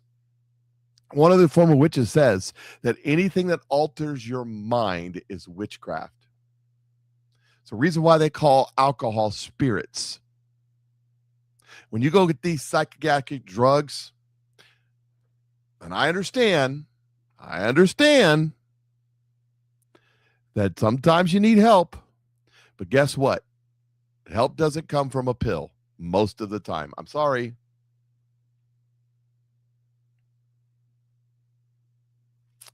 Here's the problem, and I'm going to prove it. This is Candace Owens, 9 seconds of a video. That's the point. This is how we grow. This is how we are Legion, because people go, that is such Legion, because people go, we are Legion, because people go. This is how we are Legion, she says. What? This tells me everything I need to know. It's just a Freudian slip, though. It's the mouth of the demonic forces that are within her telling you who they are. You turn your soul over to the demonic forces, and you are enslaved to demonic forces. So there was a man that lived in the tombs, and no one could bind him anymore, not even with a chain. For he had often been chained hand and foot, but he tore the chains apart and broke the irons on his feet. No one was strong enough to subdue him. Night and day among the tombs and the hills, he would cry and cut himself with stones. When he, not them, he, the person that was suffering the bondage, saw Jesus from a distance, he ran and fell on his knees in front of him and shouted at the top of his voice, "What do you want with me, Son of Jesus, the Most High God?" So, in God's name, don't torture me. The man ran and fell. The Spirit spoke. For Jesus said to him, "Come out of this man, you impure spirit." Then Jesus asked, "What is your name?" "My name is Legion," he replied, "for we are many. And and he begged Jesus again and again not to send him out of the area.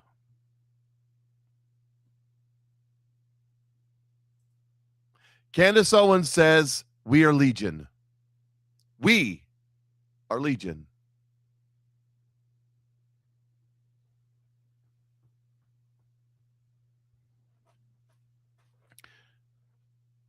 This is what the prophetic word, I think it was given by Amanda Grace, said. Do not go down these rabbit trails. There's nothing but death at the bottom of them. This right here, these people are sucking you into spiritual death and hell with the crap that they're pushing. It's why you can't argue with even my Christian friends about some of this crap that they're saying, because they can't hear it, because the demons are going like this while you're providing evidence, facts. They can't hear it.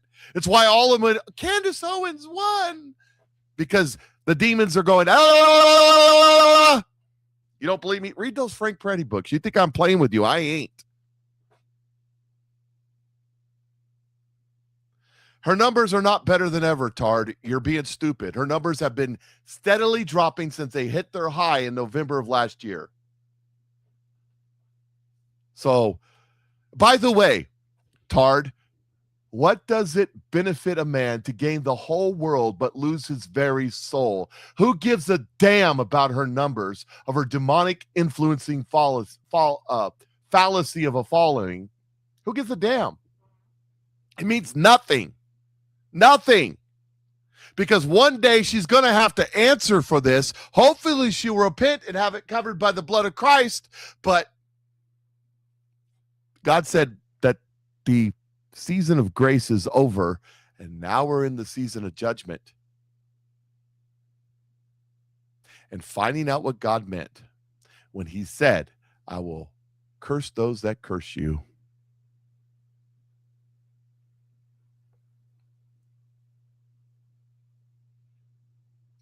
The demonic spirits that are inside you, Tard, like her. That's all I'm going to say about that. I got so many other things that I could talk about, but I'm totally gone too far. But let me just touch on one more thing.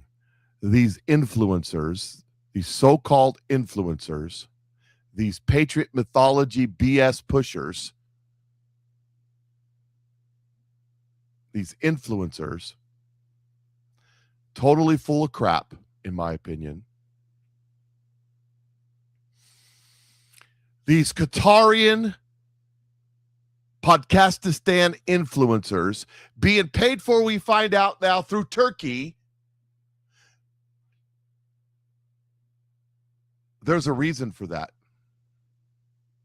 There's a reason for that. Listen to this. Listen to this right now. Here we are, fulfilling biblical prophecy before our very eyes. Is Turkey preparing to attack the IDF? On Tuesday, Syria was about 50% complete on repairing the runway on an airbase south of Aleppo when the Israelis bombed it, effectively destroying the runway. Overnight, Turkey has reportedly begun moving defensive military equipment and personnel into Syria. Last July, Joni declared a jihad, Jolene, whoever, against the Druze, which are a sect of Islam that don't believe the Sharia stuff. The Druze in al-Sawadi, Syria, jihadists poured in and began to attempt genocide. Oh my God, Jews are doing genocide. It's not the Jews, it's the Muslims. The Jews are defending them. Oh, well, we hate the Jews.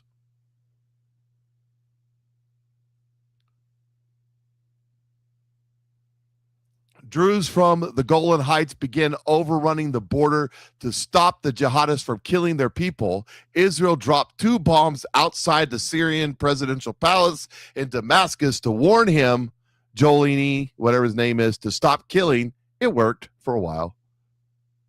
During the incident, the IDF established new buffer zones to defend the Druze against the jihadis' attack. This line is still being held to this day. Earlier this year, Turkey was denied sales of USA F-35s due to their relationship with Russia and their possession of Russian S-400 systems. An incident such as this involving the U.S. NATO ally Turkey and Israel would certainly put Trump in a precarious position. And Pakistan and Saudi Arabia just signed a mutual defense pact with Turkey. Go look it up in the Bible. I'm just saying.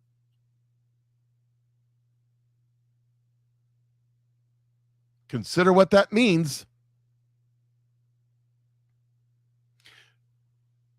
And we have the podcastistans out there bought and paid for by Turkey to influence the American people to think a certain way about the Jews. I'm telling you,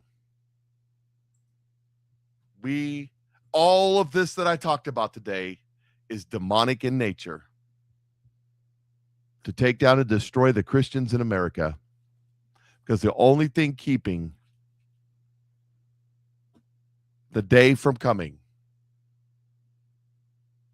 is the Holy Spirit's presence in the land.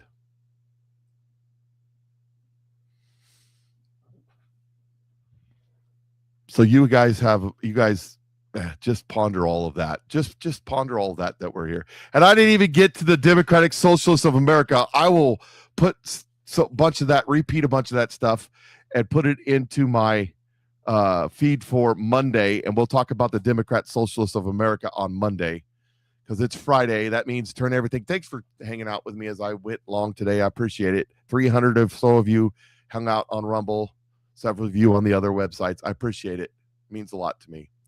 So support my sponsors. Go check out Agape Solutions Group if you have a business and you want to save money. You guys over there at Rustic Ranch, you should email them. Patriot Mike Show Savings, Patriot Mike Show Savings, all one word. Patriot Mike Show savings at gmail.com and say, hey, how can you, I heard you on the Patriot Mike Show. How can you save me money on the benefits package?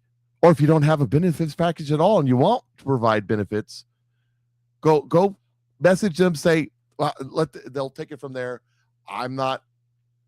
They've told me some of the savings they give people. I don't know how it works, and I can't legally even talk about it. So I don't know anything about none of that. I just know that they can help you. So go do that. And don't forget to try the chocolate sauce makes your pants fall off. It is phenomenal among all the other products that Nueva has. Brand new website, easier to negotiate. If you need any help, message me. You guys have a great day.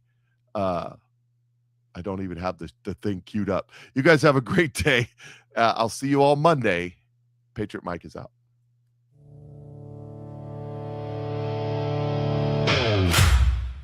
They can bury the truth, but they can't kill the soul. Cut through the noise, get back to what matters.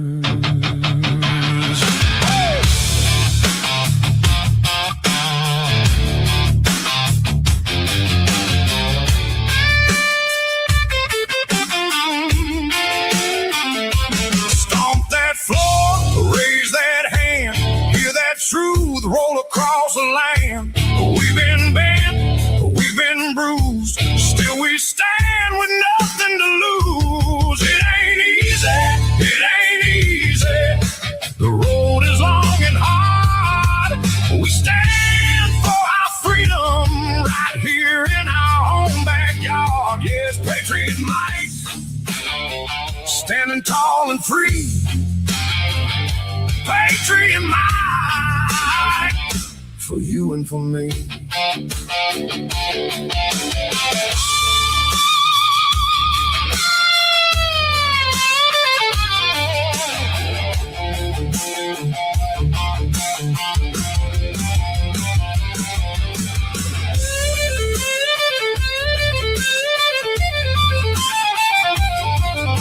Strapped in. You're live with the Patriot Mike Show.